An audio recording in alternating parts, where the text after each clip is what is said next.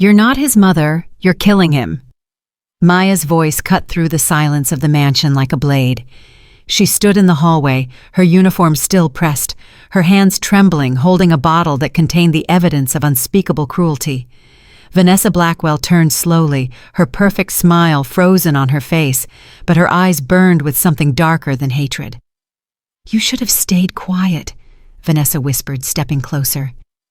"Now I'm going to destroy you, and when I'm done, no one will ever believe a word you say." In her arms, 2-year-old Oliver whimpered, his swollen belly pressing against his stepmother's silk blouse, dark marks spreading across his tiny neck like shadows that shouldn't exist. Before we continue this incredible story, I want to ask you something. What city are you watching from right now? Drop a comment below. I love seeing how far these stories travel across the world. And if you haven't subscribed yet, hit that button now. Trust me, you don't want to miss what happens next. This story will stay with you long after it ends. Maya Johnson knew something was wrong the moment she lifted Oliver from his crib that Tuesday morning. His body felt different, heavier, wrong. "Come here, sweet boy," Maya whispered, pulling him against her chest. He didn't respond. No smile, no reaching arms, no babbled attempt at her name. Just silence. Maya looked down, and her heart stopped. Oliver's stomach was distended, stretched so tight against his pajama shirt that she could see his belly button pressing through the fabric. This wasn't normal. This wasn't right. She had bathed him yesterday. His stomach had been soft then. "Oliver." She tilted his face toward hers. "Baby, look at me." His eyes were open but unfocused, distant, like he was looking at something far away. Then Maya saw it. The mark.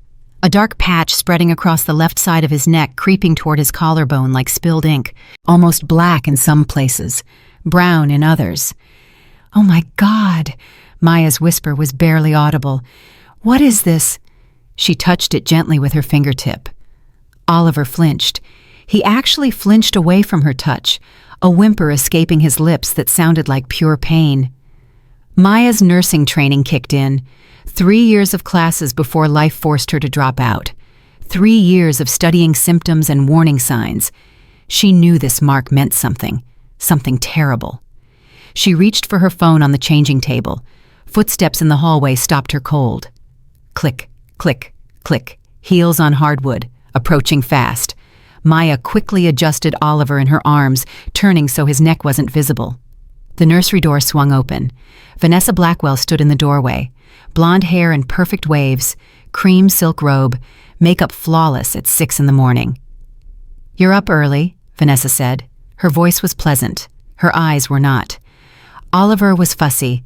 "I wanted to check on him." Vanessa didn't move from the doorway. She watched Maya the way a cat watches a mouse. "He seems fine now." "Mrs. Blackwell, I noticed something on his neck, a dark mark. It wasn't there yesterday." "It's a rash." The words came too quick, too rehearsed. Maya blinked. "A rash?" "Yes, I spoke with Dr. Patterson yesterday. He said it's completely normal." Vanessa smiled, but the smile was empty. Cold. "You worry too much, Maya." "His stomach also seems... He's eating well. That's good." Vanessa stepped into the room. Her gaze never landed on Oliver. She looked at the crib, the window, Maya, but not the child. Some babies are just bigger than others. Maya wanted to argue. Everything inside her screamed that something was wrong, but Vanessa was standing in the doorway, blocking the exit. "Of course, Mrs. Blackwell," Maya heard herself say. "I'm probably just being overprotective." "You are."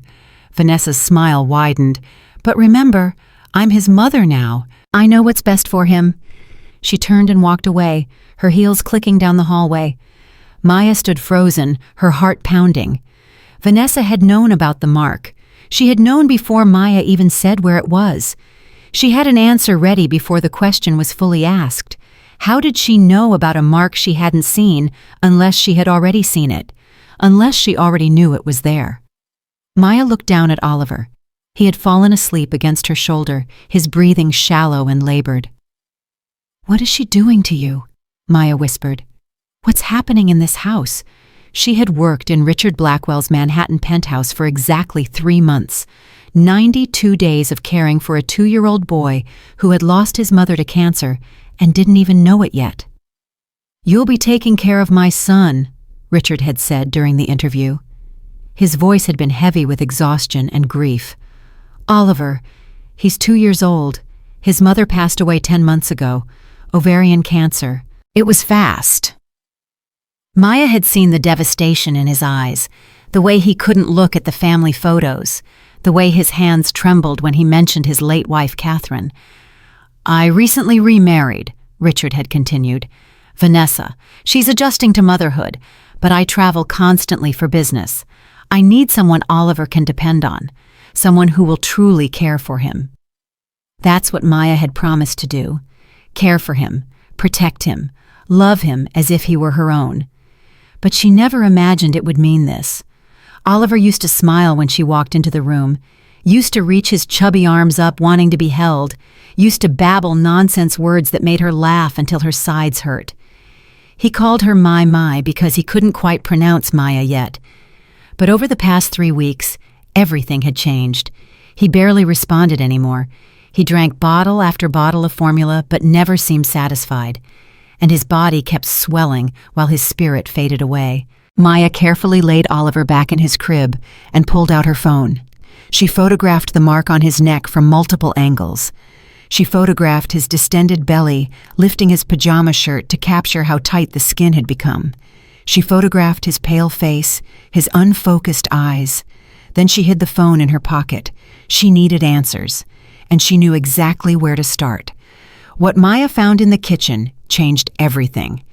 She waited until she heard Vanessa's bedroom door close, then slipped downstairs.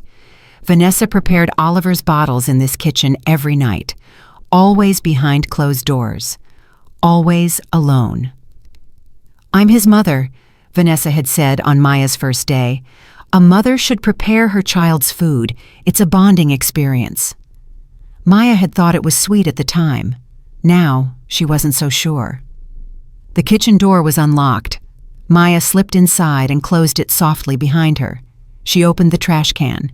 Empty. She checked the recycling bin. Also empty. But then she noticed a small wastebasket under the sink, partially hidden behind the dish soap. Maya pulled it out. Inside, buried under paper towels, were formula cans.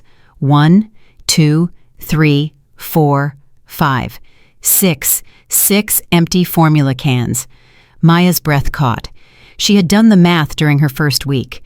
Oliver should go through 1 can of formula every 10 days, maybe 2 if he was eating more. 6 cans in a week was impossible, unless someone was using the formula for something else. Maya dug deeper, pushing aside the paper towels, and her fingers touched something smooth. She pulled it out. A plastic measuring cup, the kind you'd use for baking. There was residue inside, white, crystalline. Maya brought it to her nose and sniffed. Sweet. Her stomach dropped. She set the measuring cup aside and kept searching. In the cabinet above the refrigerator, the one she'd never had reason to open, she found what she was looking for. 3 large containers.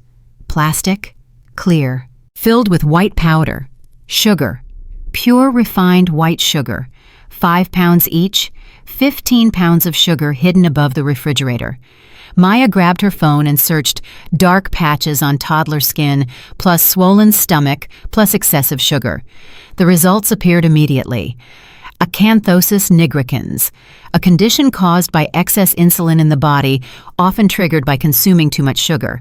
Symptoms include dark velvety patches on the skin, typically on the neck, armpits, or groin. Maya clicked on another article. In children, prolonged exposure to excessive sugar can cause insulin resistance, metabolic dysfunction, and dangerous swelling in the abdominal cavity. Left untreated, it can lead to prediabetes organ damage and, in severe cases, organ failure. Organ failure. Maya had to steady herself against the counter. Vanessa was adding sugar to Oliver's formula, massive amounts of sugar, enough to make his body produce dangerous levels of insulin, enough to swell his stomach, darken. His skin drain the life from his tiny body 1 bottle at a time. Vanessa was poisoning her stepson, and nobody knew except Maya. Maya's first instinct was to call the police. She pulled out her phone, dialed 911, then stopped. What would she say? "Hello, I'm a nanny and I found some sugar in the kitchen. I think my employer's wife is poisoning her stepson." They would ask for evidence, real evidence, not empty formula cans and hidden containers. They would want medical reports, expert testimony, something more than the suspicions of a black woman accusing a wealthy white socialite of child abuse. Maya knew how that story ended. She'd seen it play out 100 times. The maid gets fired. The family closes ranks. The child suffers in silence. No, she needed proof. Undeniable proof. She needed one of those bottles. Maya put everything back exactly where she'd found it. She took photos of the sugar containers, the measuring cup, the empty formula cans. Then she went upstairs to the nursery. Oliver was still asleep. His breathing was still shallow, but Maya noticed something she'd never paid attention to before. A mini fridge, small, white, tucked into the corner behind the rocking chair. Maya walked over and knelt down. She opened the door. Inside were 6 bottles, perfectly arranged, already filled with formula. Maya took one and held it up to the light. The liquid was thicker than normal formula, slightly cloudy.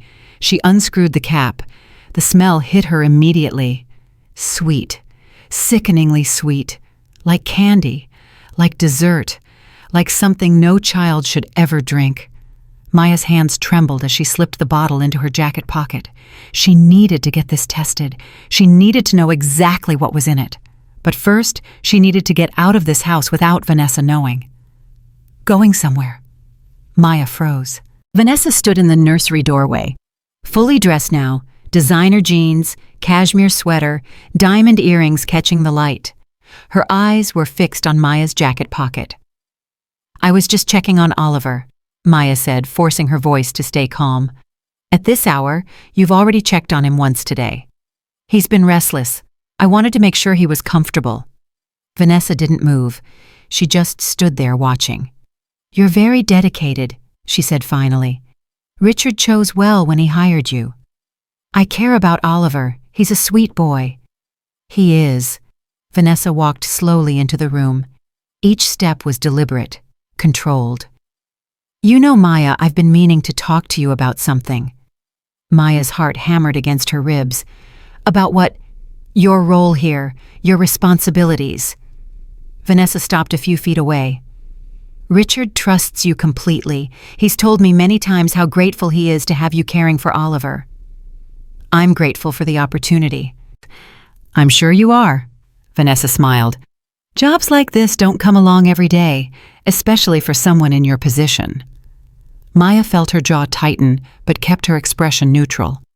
"The pay is excellent," Vanessa continued. "The benefits are generous, and Richard has mentioned that if things continue going well, there might be opportunities for advancement, something that could really change your life." Maya said nothing. "Of course, all of that depends on you being a team player." Vanessa's smile didn't waver. "On you understanding your place in this household, on you not overstepping." "I'm not sure what you mean, Mrs. Blackwell." "I think you do." Vanessa stepped closer, lowering her voice. "I've noticed you've been asking a lot of questions lately about Oliver's diet, about his health, about how I prepare his bottles." Maya's blood ran cold. "I'm just concerned about—" "There's nothing to be concerned about." Vanessa's tone sharpened. "Oliver is my son now. Legally, officially, permanently. I know what's best for him, and I don't appreciate being second-guessed by the help." The word hung in the air. Help. Not employee, not colleague, not even nanny. Help. "I apologize if I've overstepped," Maya said quietly. "It won't happen again." "Good." Vanessa turned toward the door. "Oh, and Maya, Richard will be home in a week. Until then, I'll be handling all of Oliver's feedings myself.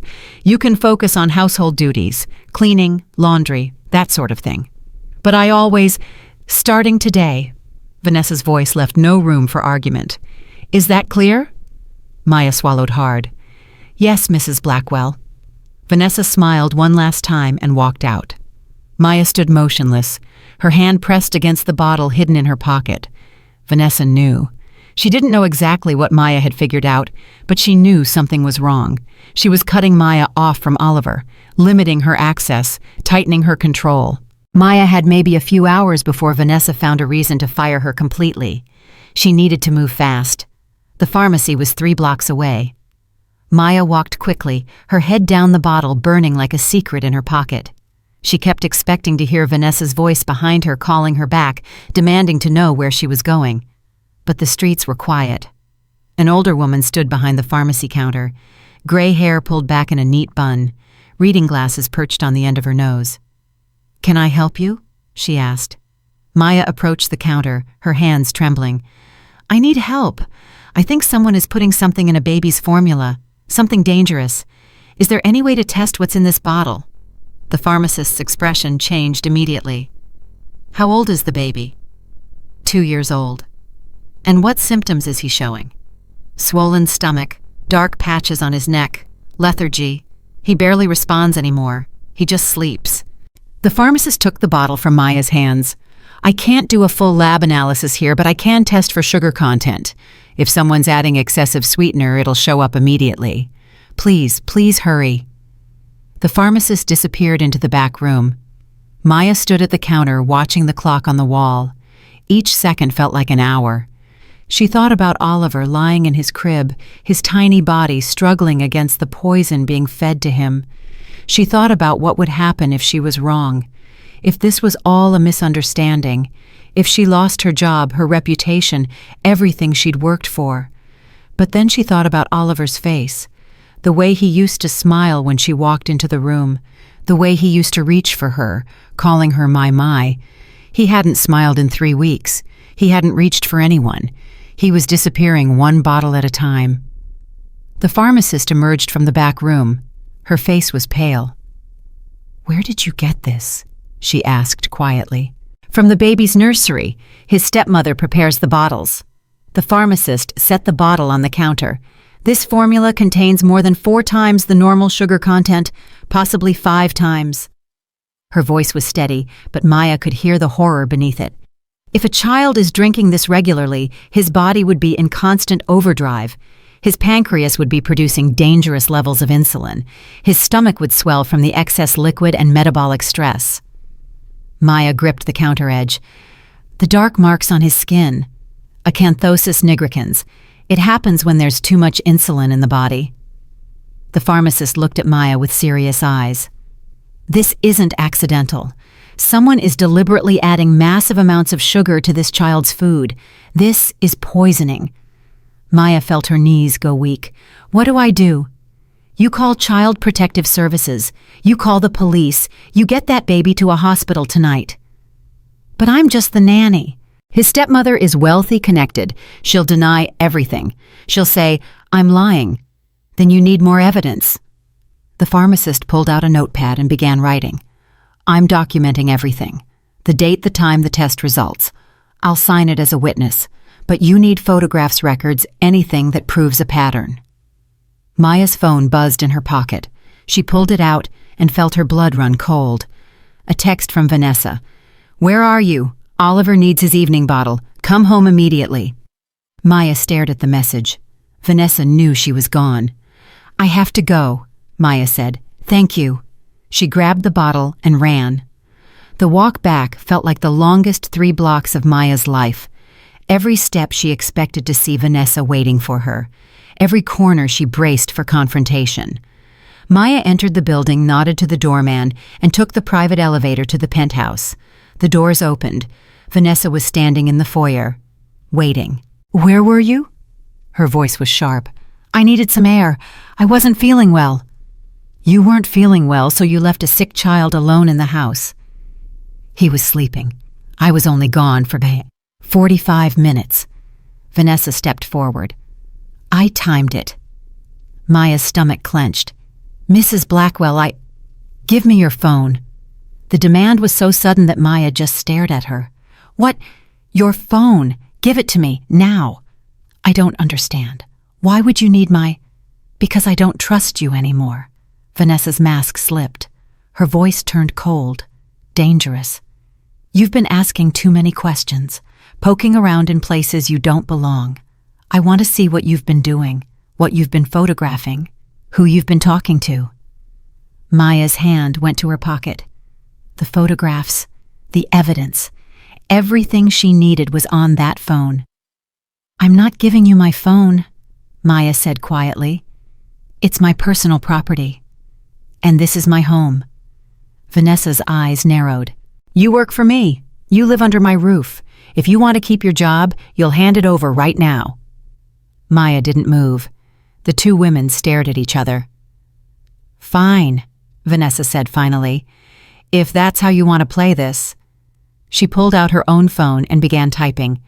What are you doing? Maya asked. Calling security. I'm going to report that a member of my household staff has been acting erratically, refusing to follow instructions, and I'm concerned she may have stolen items from the home. Maya's blood ran cold. I haven't stolen anything. Haven't you? Vanessa looked up, her smile returning. There's a bottle missing from Oliver's nursery, one of the special bottles I prepare for him every night. I'm sure security will find it very interesting when they search your belongings. She had her. Maya felt the trap closing around her. If she admitted she took the bottle, she'd be fired for theft. If she denied it, Vanessa would have her searched and find the bottle anyway. Either way, she'd lose her job, her credibility, and any chance of helping Oliver. Mrs. Blackwell, Maya said slowly, I think we should talk about this. There's nothing to talk about. There is. Maya took a deep breath. I know what you're doing to Oliver. Vanessa froze. I beg your pardon. The sugar. Maya's voice was steady now. I found the containers hidden above the refrigerator. I found the empty formula cans. I had the bottle tested. There's 4 times the normal sugar content. You're poisoning him. For a long moment, Vanessa said nothing. Then she laughed. Cold, hollow, empty. Poisoning him.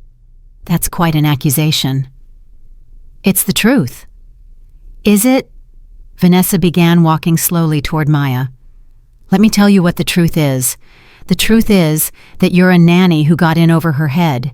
A woman with no degree, no credentials, no proof of anything except her own paranoid delusions. I have proof. The pharmacist documented. A pharmacist who tested a bottle that you brought in, a bottle that you had possession of for nearly an hour, a bottle that you could have tampered with. Maya felt the ground shifting beneath her feet. I didn't. It doesn't matter what you did or didn't do. Vanessa stopped a few feet away, her voice dropping to a whisper. What matters is what people will believe. And when Richard comes home and finds out that his trusted nanny has been making wild accusations against his wife, stealing from his home, trying to destroy his family, who do you think he's going to believe? Maya didn't answer.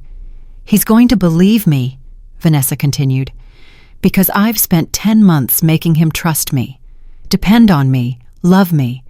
I've built a foundation, Maya, a foundation you can't crack with a few photos and a pharmacy receipt. Why? Maya's voice was barely audible. Why are you doing this to him? He's just a baby. Vanessa's expression flickered. Something real showed through the perfect mask. Something bitter, something broken. Because he's not mine. The words hung in the air like poison. Every time Richard looks at that child, Vanessa said slowly, he sees Catherine, his precious, perfect first wife, the love of his life, the woman who gave him an heir and then had the audacity to die and leave me to clean up the mess. That's not Oliver's fault. I know. Vanessa smiled, but it didn't reach her eyes. But it's not my problem either. I married Richard for the lifestyle, the penthouse, the private jets, the unlimited credit cards. I didn't sign up to raise another woman's child. Maya stared at her, struggling to comprehend. So you decided to hurt him? I decided to make my life easier. Vanessa's tone was casual, like she was discussing the weather. The sugar makes him sleepy, quiet, manageable. When he's drugged up on insulin, he doesn't cry, doesn't demand attention, doesn't remind Richard of his dead wife every time he walks through the door. You're destroying his body, his organs, his future. He'll survive. Children are resilient. Vanessa shrugged.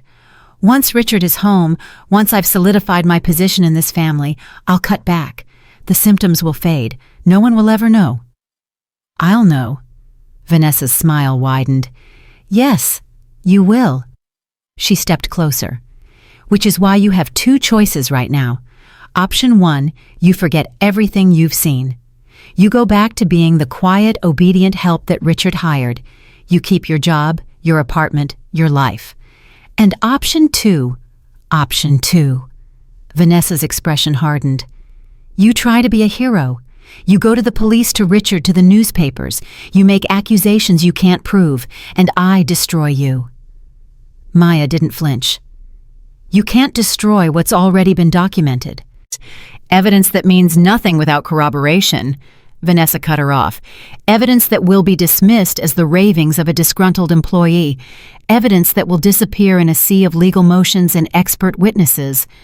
She leaned in close. I've done this before, Maya. Different circumstances, different people, but the same outcome. I know exactly how to make problems go away, and right now you're a problem. Maya held her ground. I'm not going anywhere. Then you're a fool. Vanessa stepped back. You have until tomorrow morning to make your decision. And Maya, if you try anything tonight, if you try to take Oliver, call the police, contact Richard, I'll know. I have cameras everywhere. I have security on speed dial. And I have absolutely nothing to lose. She disappeared into the darkness of the penthouse. Maya stood alone in the foyer, her heart pounding, her mind racing. She had 12 hours. 12 hours to find evidence that couldn't be dismissed. 12 hours to save Oliver's life. Maya didn't sleep that night. She lay in her small bedroom on the top floor, staring at the ceiling, running through every option. She could call the police. But Vanessa was right. Without solid proof, it would be her word against a wealthy socialite's. She could call Richard directly, but he was in Singapore, at least 20 hours away. And Vanessa had 10 months to build trust with him. One phone call from a nanny he'd known for 3 months wouldn't be enough. She could take Oliver and run, get him to a hospital. But that would be kidnapping. She'd be arrested before she could explain. There had to be another way. And then Maya remembered something Richard had said during her interview. I have security cameras throughout the house. After Catherine died, I wanted to make sure Oliver was always safe. The footage is stored in my office. Security cameras. If the cameras were recording, they would have captured everything. Vanessa going into the kitchen day after day, locking the door behind her. The pattern of secrecy. The timeline of Oliver's decline. Maya checked the clock. 2:47 a.m. Vanessa was asleep. The house was silent. This was her chance. She crept out of her room, moving slowly through the darkened penthouse. She knew which floorboards creaked, which doors squeaked, which hallways were monitored by cameras, and which weren't. Richard's office was on the first floor, tucked away behind the library. The door was locked. Maya pulled out her keyring. Richard had given her a master key during her first week. For emergencies, he'd said. This was an emergency. The lock clicked open. Maya slipped inside. The security monitors glowed on the far wall. Maya crossed to the desk and sat down. The system was sophisticated but intuitive. She clicked through the interface, searching for archived footage from the past 3 weeks. Kitchen camera, east hallway camera, nursery entrance camera. She found what she was looking for. 8:07 a.m. Vanessa enters the kitchen. 8:08 a.m. The door closes behind her. 8:27 a.m. Vanessa emerges with a bottle. 19 minutes to prepare baby formula. Maya scrolled back further. Same pattern, every day, sometimes twice a day. Vanessa entering the kitchen, closing the door, emerging 20 to 30 minutes later with a bottle. No one prepares formula for that long. Maya began downloading the footage to a USB drive. Her hands trembled as she selected file after file. 23%, 41%, 58%. A sound in the hallway made her freeze. Footsteps, light, careful, approaching. Maya held her breath. 74%. The footsteps stopped outside the office door. Silence. Then slowly the footsteps moved away. Maya exhaled.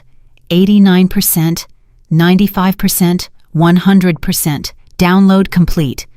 She grabbed the USB drive and stood up. The office door swung open. Vanessa stood in the doorway. But she wasn't alone. 2 security guards in black uniforms flanked the entrance. "I told you," Vanessa said softly. "I'm always watching." She stepped into the office, her eyes fixed on the USB drive in Maya's hand. "Give that to me." Maya's heart pounded. She looked at the guards at Vanessa at the door that was now blocked. There was no way out, but she wasn't done yet. "No."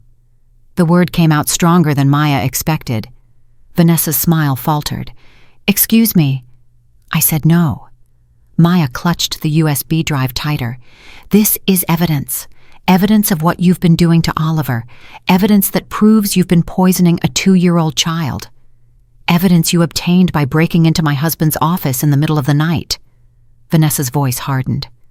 "That's trespassing. That's theft." "That's exactly what your lawyers will argue in court." Maya cut her off. "Right before I show the jury 3 weeks of footage proving that you spent hours every day behind locked doors preparing bottles you wouldn't let anyone else touch." Vanessa's expression flickered. "They'll see the pattern," Maya continued. "They'll hear the pharmacist's testimony about the sugar content. They'll look at Oliver's medical records and see a healthy baby who started wasting away the moment you took over his care." "This is ridiculous." "Is it? Then let them see the footage. Let them test the bottles. Let them examine Oliver and draw their own conclusions." Vanessa turned to the security guards. "Get that drive from her, by force if necessary." The guards exchanged glances. "Ma'am," one of them said slowly, "we're not authorized to—" "I don't care what you're authorized to do. I'm telling you to get that drive."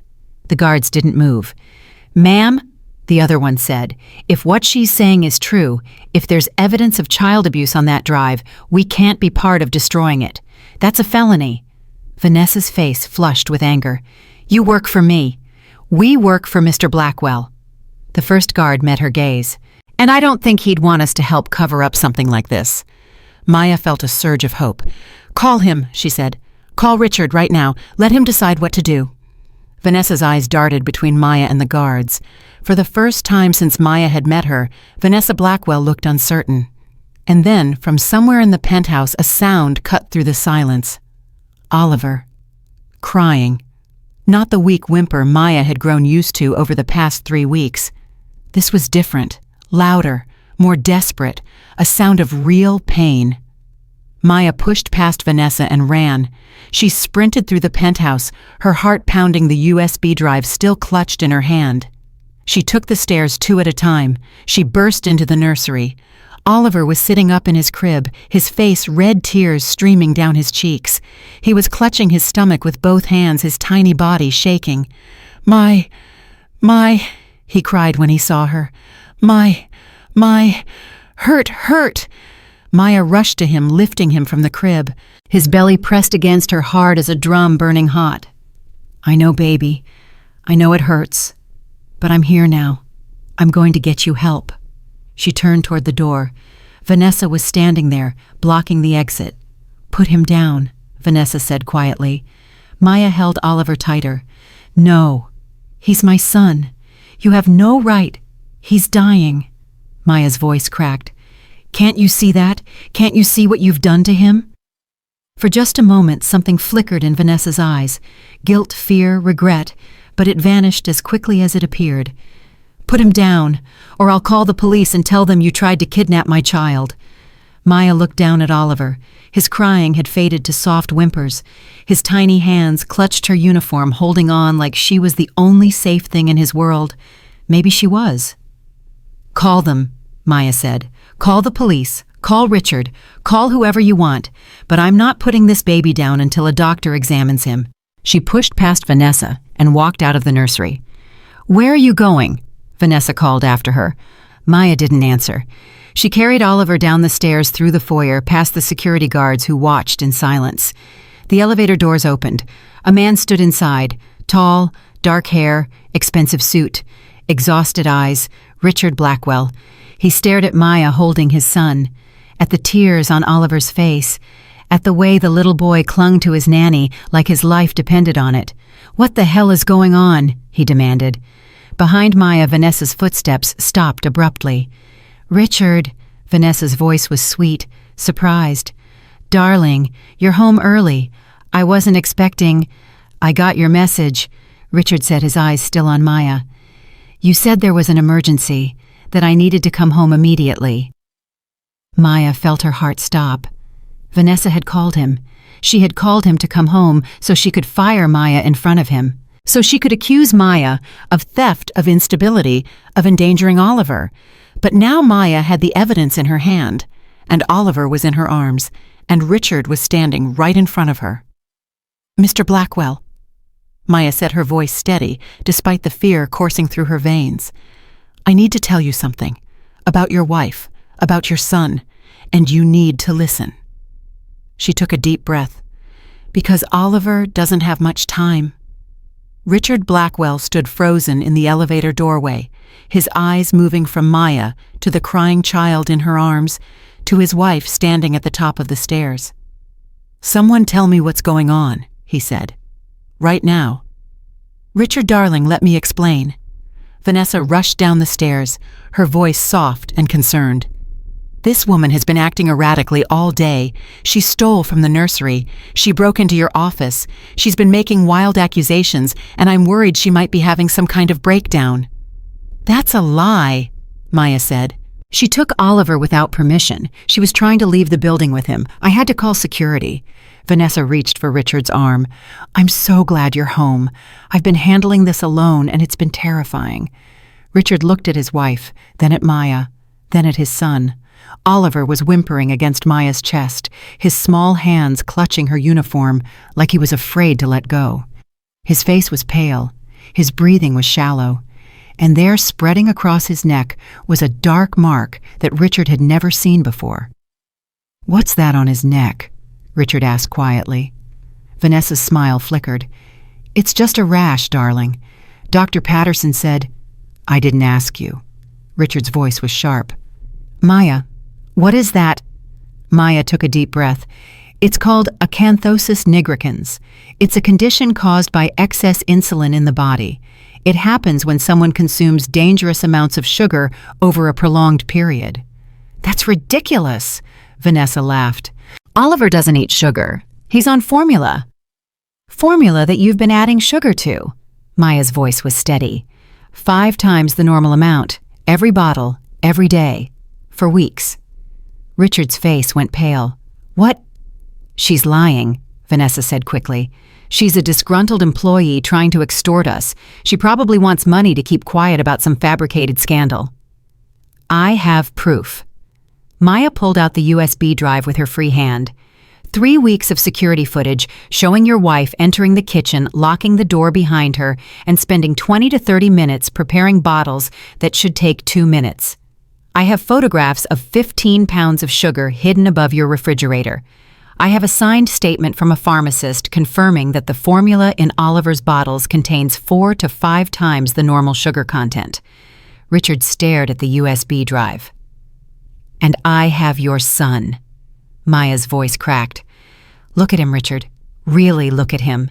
His stomach is swollen so tight you can see the veins through his skin. He can barely stay awake. He doesn't smile anymore. He doesn't play. He just lies there, getting weaker every day." Richard reached out and touched Oliver's face. The little boy opened his eyes. "Daddy." "I'm here, buddy." Richard's voice was barely a whisper. "Daddy's here." "Hurt?" Oliver whimpered. "Tummy hurt." Richard looked at his son's stomach, at the way it pressed against Maya's uniform, distended and hard, at the way Oliver winced when Richard touched it gently. His hands began to shake. "Richard," Vanessa's voice was still sweet, still calm. "You can't seriously believe this woman over your own wife. I love Oliver. I've been taking care of him while you've been traveling. I would never—" "Then you won't mind if we go to the hospital right now." Richard's voice was ice. "You won't mind if doctors examine him and test his blood and tell us exactly what's been happening to my son?" Vanessa's smile disappeared. "That's not necessary. He's fine. He just has a little stomach bug." "Then the doctors will confirm that." Richard took Oliver from Maya's arms, holding his son against his chest. "And you'll be vindicated, and we can fire Maya for making false accusations." Vanessa didn't move. Unless you're worried about what the doctors might find. The silence stretched between them. Richard watched his wife's face, watched the calculation in her eyes, watched her weighing options, considering lies, searching for an escape. And in that moment, he knew. He didn't need to see the footage. He didn't need to read the pharmacist's report. He didn't need any evidence at all. The look in Vanessa's eyes told him everything. "Get out," Richard said quietly. "Richard, please. Get out of my house. You're making a mistake. You're believing a maid over your own wife. When this is all over, when you realize she was lying." "I said get out." Richard's voice echoed through the penthouse. Oliver started crying again, pressing his face against his father's chest. Vanessa's mask finally shattered. Her sweet expression twisted into something ugly, something bitter, something that had been hiding beneath the surface all along. "Fine," she hissed. "You want to believe her? Believe her. But this isn't over, Richard. I know things about your business that would destroy you. I have documents, records, evidence of every corner you've cut and every law you've bent. If you try to throw me away like garbage, I will burn your entire world to the ground." Richard didn't flinch. "You just confessed to poisoning my son in front of 3 witnesses." He nodded toward the security guard still standing in the hallway. "Whatever you think you have on me, it won't matter. Not after tonight." Vanessa's face went white. She looked at the guards, at Maya, at the USB drive still in Maya's hand. "This isn't over," she repeated. But her voice was shaking now. She turned and walked to the elevator. She pressed the button. The doors opened. She stepped inside and turned around. "He's not even worth it," she set her eyes on Oliver. "A weak, pathetic child who will never be anything, just like his dead mother." The elevator doors closed. Richard stood motionless, his son crying in his arms, his entire world collapsing around him. Maya touched his shoulder gently. "We need to get him to the hospital, now." Richard nodded, his jaw clenched. "Call 911. Tell them we're on our way." The ambulance arrived in 7 minutes. Maya rode with them, holding Oliver's hand, while paramedics checked his vital signs and asked questions she tried to answer as best she could. "How long has his stomach been like this?" the paramedic asked. "At least 3 weeks, maybe longer." "And the marks on his neck? Started about 2 weeks ago. They've been spreading. Has he been vomiting diarrhea fever?" "Lethargy. Extreme fatigue. He sleeps constantly but never seems rested." The paramedic exchanged a look with his partner. "His blood sugar is through the roof," he said quietly. "We need to move fast." They arrived at Manhattan Presbyterian at 4:17 a.m. Oliver was rushed into the pediatric emergency unit. Richard tried to follow, but a nurse stopped him at the door. "Sir, you need to wait here. The doctors need space to work." "That's my son." "I know. And we're going to take care of him. But right now the best thing you can do is let us do our job." Richard looked like he wanted to argue, like he wanted to push past her and stay with Oliver no matter what anyone said. But Maya put her hand on his arm. "She's right. They need room." Richard's shoulders dropped. He let Maya guide him to the waiting area, where they sat in hard plastic chairs under fluorescent lights that hummed with a sound like buzzing insects. "I should have seen it," Richard said, after a long silence. "I should have known something was wrong. You were working. You trusted your wife." "I trusted the wrong person." Richard's hands clenched into fists. "I brought her into my home, into Oliver's life. I let her take care of him while I was thousands of miles away making money that doesn't mean anything now." Maya didn't know what to say. "Catherine would never forgive me," Richard continued. "She trusted me to protect him. She made me promise in the hospital before she died. She held my hand and made me swear that I would always keep Oliver safe." His voice broke. "And I failed her. I failed both of them." "You didn't fail anyone." Maya's voice was firm. "You came home. You listened. You believed me when you could have believed her. Oliver is going to survive because you made the right choice tonight. Because you made the right choice." Richard looked at her. "You risked everything. Your job, your reputation, your safety. Why?" Maya thought about the question. "Because I love him," she said simply. I know I've only been his nanny for 3 months. I know I'm not his mother, not his family, not anyone who should matter. But from the first day I held him, something changed in me. He became mine in a way I can't explain. She wiped her eyes. I couldn't watch him suffer and do nothing. I couldn't pretend I didn't see what was happening, even if it cost me everything. Richard was quiet for a long moment. Thank you, he said finally. I don't know if those words are enough. I don't know if anything will ever be enough. But thank you. The doctors came out at 6:43 a.m. Dr. Evelyn Torres was a woman in her 50s with gray hair and kind eyes that had seen too much pain in their lifetime. She sat down across from Richard and Maya, her expression serious but not hopeless. Oliver is stable, she said. But I need to be honest with you about what we found. Richard leaned forward. Tell me everything. His blood sugar levels were dangerously high, more than 4 times what they should be for a child his age. His pancreas has been working overtime for weeks, possibly months, trying to produce enough insulin to process the excess sugar in his system. The swelling in his stomach, Maya asked. A combination of fluid retention, digestive distress, and metabolic dysfunction. His body was essentially in constant overdrive, trying to cope with something it was never designed to handle. Richard's face was gray. And the marks on his neck. Acanthosis nigricans. It's a condition we see in patients with severe insulin resistance.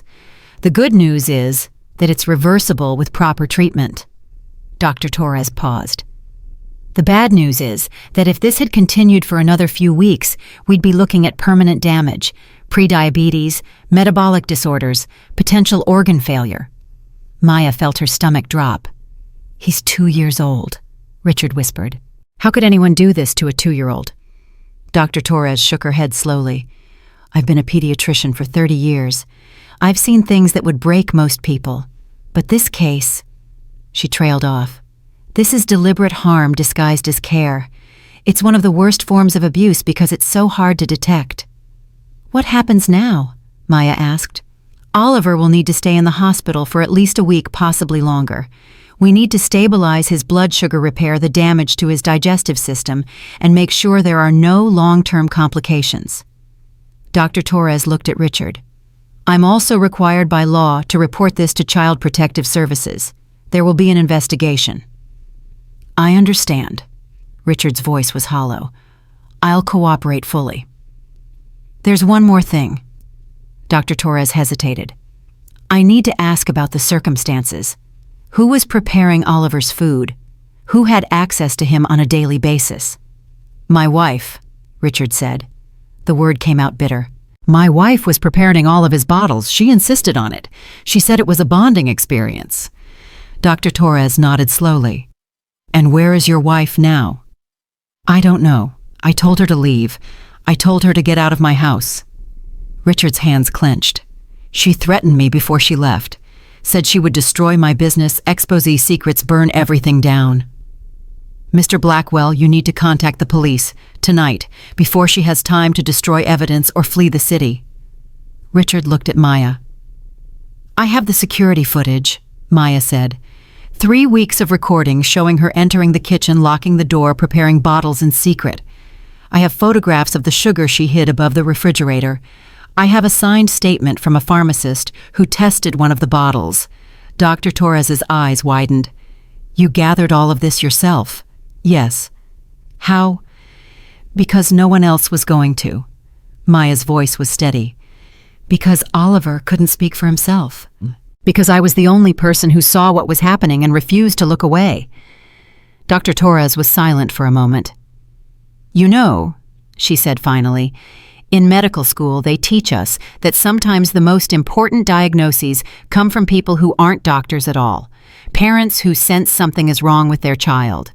Teachers who notice a change in behavior. Caregivers who pay attention when everyone else is too busy. She reached out and touched Maya's hand. You saved this boy's life. Don't ever let anyone tell you otherwise. Richard called the police at 7:15 a.m. 2 detectives arrived at the hospital within the hour. Detective Sarah Morrison was a tall woman with sharp eyes and a no-nonsense demeanor. Her partner, Detective James Chen, was quieter, taking notes, while Morrison asked questions. "Walk me through the timeline," Morrison said. "When did you first notice something was wrong with the child?" Maya told them everything.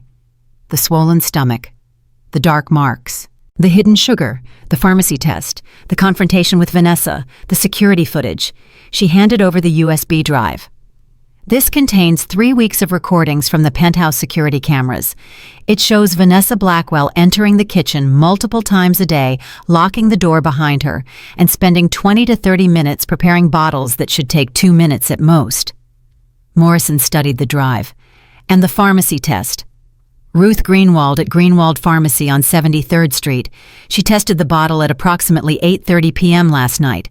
Her written statement confirms that the formula contained 4 to 5 times the normal sugar content. Detective Chen looked up from his notes. "Mrs. Blackwell, where is she now?" "I don't know," Richard said. "She left the penthouse around 3:30 this morning. She was threatening me when she left, said she would destroy my business expose secrets." Morrison and Chen exchanged a look. "We need to find her before she leaves the city," Morrison said. "Mr. Blackwell, do you have any idea where she might go?" "Friends. Family. A second residence." Richard shook his head. "I honestly don't know much about her life before we met. She said her family was estranged. She didn't seem to have many close friends." "What about credit cards, bank accounts?" "Joint accounts. But she has her own cards too. I never asked for details." Morrison stood up. "We're going to put out a bolo for Vanessa Blackwell. In the meantime, I need you both to stay available. Don't leave the city without contacting us first." "What about Oliver?" Maya asked. "Is he safe? What if she tries to come back?" "We'll post an officer outside his room until further notice." Morrison's expression softened slightly. "You did good work here, both of you. Most cases like this, the abuse continues for months or even years before anyone notices. You caught it early. That's going to make a real difference in his recovery." Maya nodded, but she didn't feel like she had done good work. She felt exhausted, drained, like she had been running a marathon and only just now realized how far she'd come. "Can I see him?" she asked. "Can I see Oliver?" Morrison looked at Richard. "She's family," Richard said quietly. "As far as I'm concerned, she's family." Morrison nodded. "Room 412, but keep it short. He needs rest." The police found Vanessa at 11:47 a.m. She was at LaGuardia Airport trying to board a flight to the Cayman Islands using a passport under a different name. When they arrested her, she was carrying a suitcase full of cash and documents that would later prove to be stolen from Richard's home office. Maya heard the news while sitting at Oliver's bedside watching him sleep. He looked so small in the hospital bed, so fragile. Tubes connected him to machines that beeped and hummed. His belly was still swollen, but the doctors said it would go down over the next few days as his body recovered. The dark marks on his neck were already starting to fade. Maya's heart jumped. Oliver's eyes were open, looking at her, with the first real awareness she'd seen in weeks. "Hey, sweet boy." She leaned forward, taking his small hand in hers. "I'm here." "Where Daddy?" "Daddy's talking to the police. He'll be back soon." Oliver's eyes moved around the room. "Where this is a hospital. The doctors are going to make your tummy feel better." Oliver was quiet for a moment. Then, "No more bottles." Maya felt tears burning her eyes. "No more bottles, baby. No more bottles ever." "Good." Oliver's eyes started to close again. "Bottles hurt." Maya brought his hand to her lips and kissed it gently. "I know, sweetheart. I know they did. But that's over now. No one is ever going to hurt you again." Oliver smiled, a real smile. The first one Maya had seen in 3 weeks. "Love you, my. I love you too, baby, more than you'll ever know." Richard returned to the hospital at 2:30 p.m. He looked like he had aged 10 years in a single night. His suit was wrinkled, his eyes were red-rimmed, his hands trembled when he reached out to touch Oliver's sleeping face. "They arrested her," he said quietly. Maya nodded. "I heard. She had a fake passport. A different name. Apparently she'd been planning this for months, maybe longer. Richard sank into the chair beside her. The police found documents in her suitcase, contracts, account numbers, evidence that she's been moving my money into offshore accounts since we got married. She was going to leave anyway. Yes. Oliver was just an obstacle. Something she had to deal with before she could disappear. Maya felt sick. She was killing him slowly so he wouldn't be a problem when she ran. The police think so. They're adding additional charges. Attempted murder, fraud, identity theft. Richard laughed, but there was no humor in it. I married her 10 months ago. I stood in front of 200 people and promised to love her for the rest of my life. And I had no idea who she really was. How could you have known? I should have paid attention.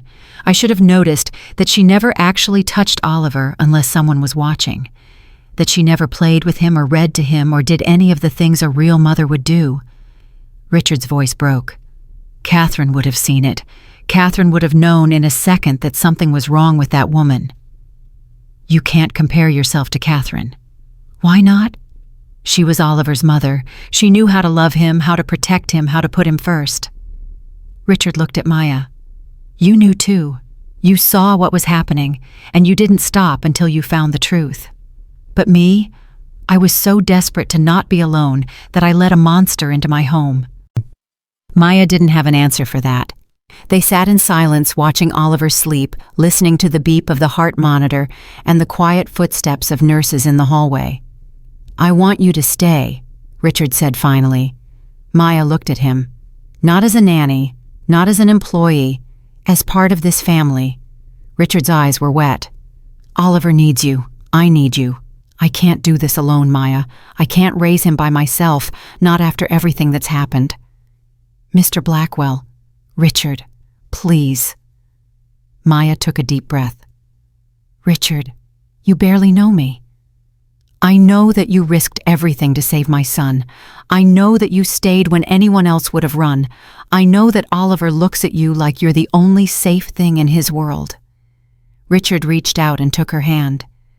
I know that Catherine would have loved you, and I know that if you leave now, it will break both of our hearts. Maya looked at Oliver, at his small face, peaceful now in sleep, at his tiny hand still wrapped around her finger. She thought about her apartment in Philadelphia, her grandmother waiting for her calls, her dreams of finishing nursing school someday. She thought about everything she would be giving up if she stayed, and everything she would lose if she left. I'll stay, she said quietly. Richard closed his eyes. Thank you. But I'm not doing it for you. Maya's voice was firm. I'm doing it for him. He's been through enough. He deserves stability. He deserves someone who will put him first no matter what. I understand. And I'm going to finish my nursing degree. Part-time while I'm taking care of Oliver. I need to be able to support myself to have something that's mine. I'll pay for it. Whatever school you want, whatever program, I'll cover everything. Maya shook her head. I'll pay for it myself. With my salary. I don't want to owe anyone anything. Richard smiled. A real smile despite everything. Catherine was like that. Independent, stubborn, refused to let anyone take care of her. He squeezed Maya's hand. Oliver is lucky to have you. We're both lucky, Maya said. All three of us. The next few days blurred together. Oliver improved steadily. His stomach shrank back to normal size. The dark marks on his neck faded to faint shadows. His energy returned in small bursts, then longer and longer stretches of wakefulness. He started smiling again, laughing again, reaching for Maya every time she walked into the room. My, look. He held up a drawing he'd made with crayons the hospital provided. It's you and me and Daddy. Maya studied the drawing. 3 stick figures, 1 small and 2 large, standing in front of a rectangle that was probably meant to be a house. It's beautiful, baby. I love it. Can we put it on the fridge at home? Maya looked at Richard, who was watching from the doorway. When we go home, Richard said, we'll put it right in the center, where everyone can see it. Oliver beamed. The doctors cleared Oliver for discharge 7 days after he was admitted. Maya stood in the hospital room packing up the few belongings they'd accumulated during the stay. Oliver sat on the bed chattering happily about all the things he wanted to do when he got home. "Can we play in the park? Can we get ice cream? Can my read me a story before bed?" "Yes to all of it," Maya laughed. "But first we have to actually get home." Richard appeared in the doorway. His face was serious. "Maya, can I talk to you for a moment?" Maya's stomach tightened. "What's wrong?" "Nothing's wrong. I just got a call from Detective Morrison. The trial date has been set." Maya nodded slowly. "When?" "3 months from now. They want both of us to testify, you especially." Maya thought about facing Vanessa in court, looking into those cold blue eyes again, telling a room full of strangers about everything she'd witnessed. "I'll be there," she said. "Are you sure the defense attorney is going to try to discredit you? They're going to bring up everything. Your background, your lack of formal credentials, the fact that you accessed the security system without authorization. I don't care what they bring up." Maya's voice was steady. "I saw what she did to Oliver. I have the evidence, and I'm going to make sure she never hurts another child again." Richard smiled. "Catherine would have said the exact same thing." Maya smiled back. "Then I'm in good company." They brought Oliver home that afternoon. The penthouse looked different in the daylight, brighter somehow, cleaner, as if the darkness that had been living there had finally been swept away.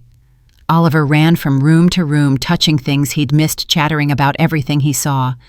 My toys, my bed, my books. Maya watched him with tears in her eyes. This was what healing looked like. Not dramatic, not loud. Just a little boy running through his home, happy to be alive. Richard stood beside her. "Thank you," he said quietly. "I know I've said it before. I know I'll probably say it 1,000 more times. But thank you." Maya wiped her eyes. "You don't need to thank me. This is where I belong." She watched Oliver pick up a stuffed bear and hug it tight against his chest. "This is exactly where I belong."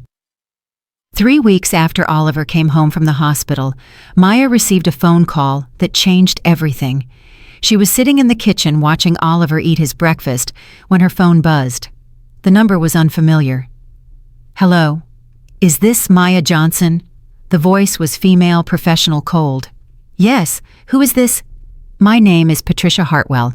I'm Vanessa Blackwell's attorney." Maya's blood went cold. "I don't have anything to say to you." "I understand, but I think you'll want to hear what I have to say." Patricia paused. "My client is willing to make a deal, a substantial financial settlement in exchange for your cooperation." "My cooperation with what?" "With telling the truth, the real truth about what happened in that penthouse." Maya gripped the phone tighter. "I've already told the truth." "Have you?" Patricia's voice was smooth as silk. "Because my client tells a very different story. A story about a jealous employee who became obsessed with her employer. A story about a woman who tampered with evidence, broke into private offices, and fabricated accusations to destroy a marriage she was envious of." "That's a lie." "Is it? Do you have any idea how easy it will be to make a jury believe that you, a nanny with no formal education, no credentials, no standing, manufactured this entire case because you wanted Richard Blackwell for yourself?" Maya felt sick. "I'm not interested in your deal." $2 million, Ms. Johnson, tax-free. All you have to do is recant your statement. Say you made a mistake. Say you were confused, upset that you jumped to conclusions. And let Vanessa walk free. Let her do this to another child. She won't. I can assure you of that. Your assurances mean nothing. Maya's voice was shaking now, but not from fear, from rage. Your client poisoned a 2-year-old boy. She watched him suffer for weeks and did nothing. She would have killed him if I hadn't stopped her. Allegedly. I have proof. You have circumstantial evidence that my team will tear apart in court. Patricia's voice hardened. $2 million is a lot of money, Ms. Johnson. More than you'll ever see in your lifetime. Take it and walk away. Because if you don't, I promise you by the time this trial is over, you'll wish you had. Maya took a deep breath. Go to hell, She hung up. Her hands were shaking so badly, she almost dropped the phone. My... Oliver was looking at her from across the table, his spoon frozen halfway to his mouth. You okay? Maya forced a smile. I'm fine, baby, just a wrong number. But she wasn't fine, and she knew this was only the beginning. Richard came home at 6:15 p.m. that evening.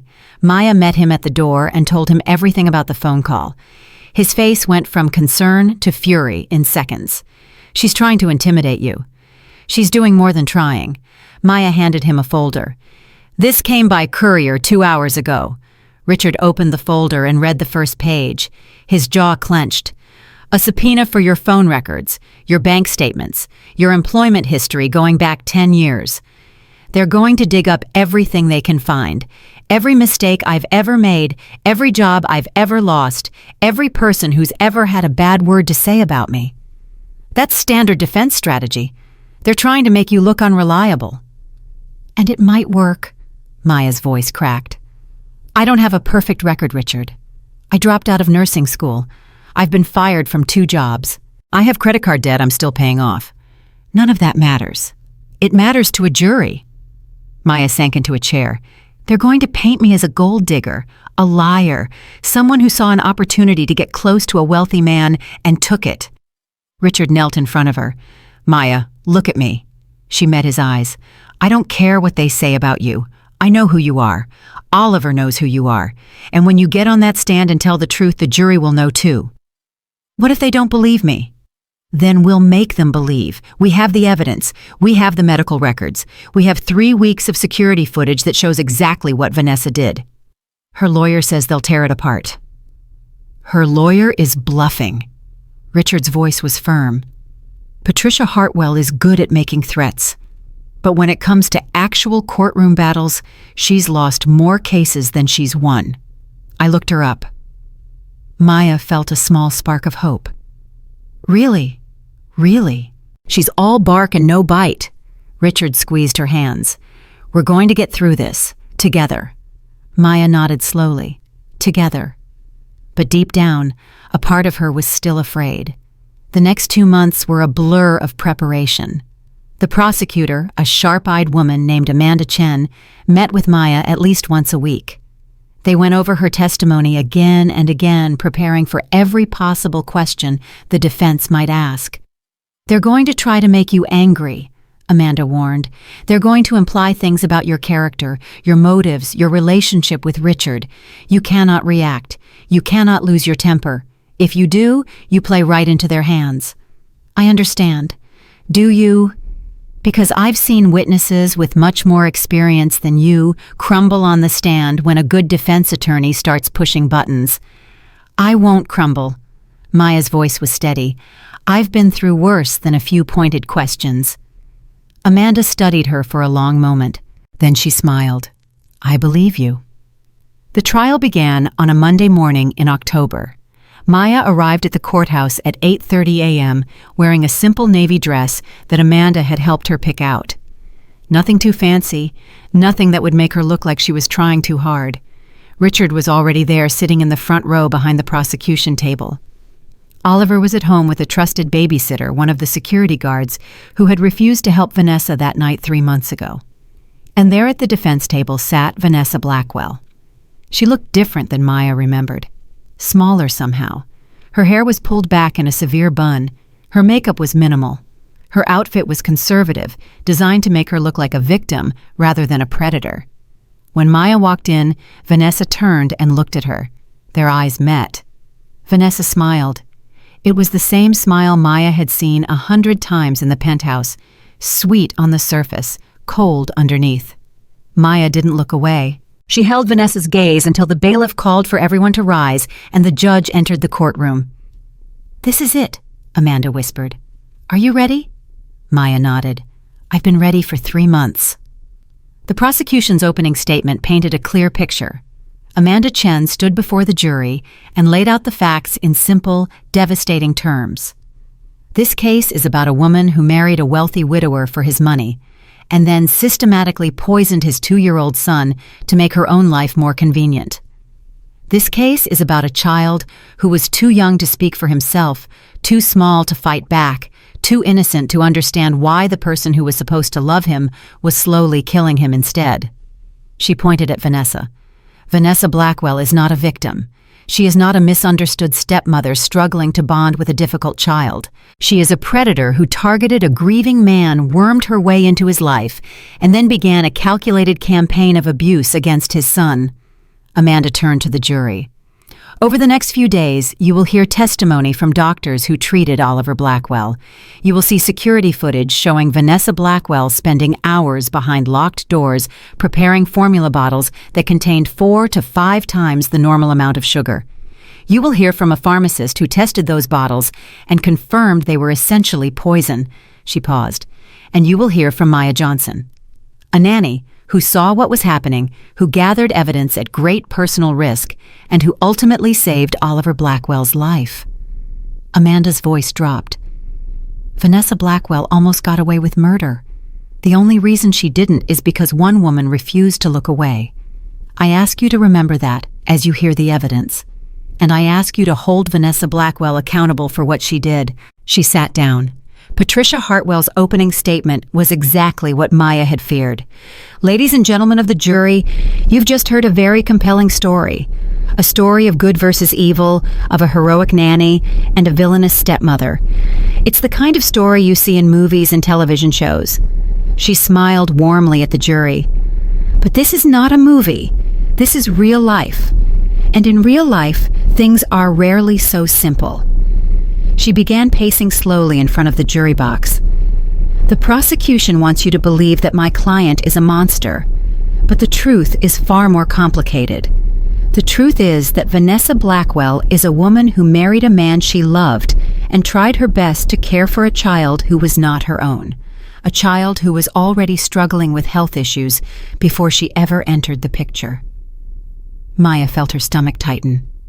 The truth is that Maya Johnson, the so-called heroic nanny, had her own motives for wanting Vanessa out of the picture. She had developed an inappropriate attachment to her employer.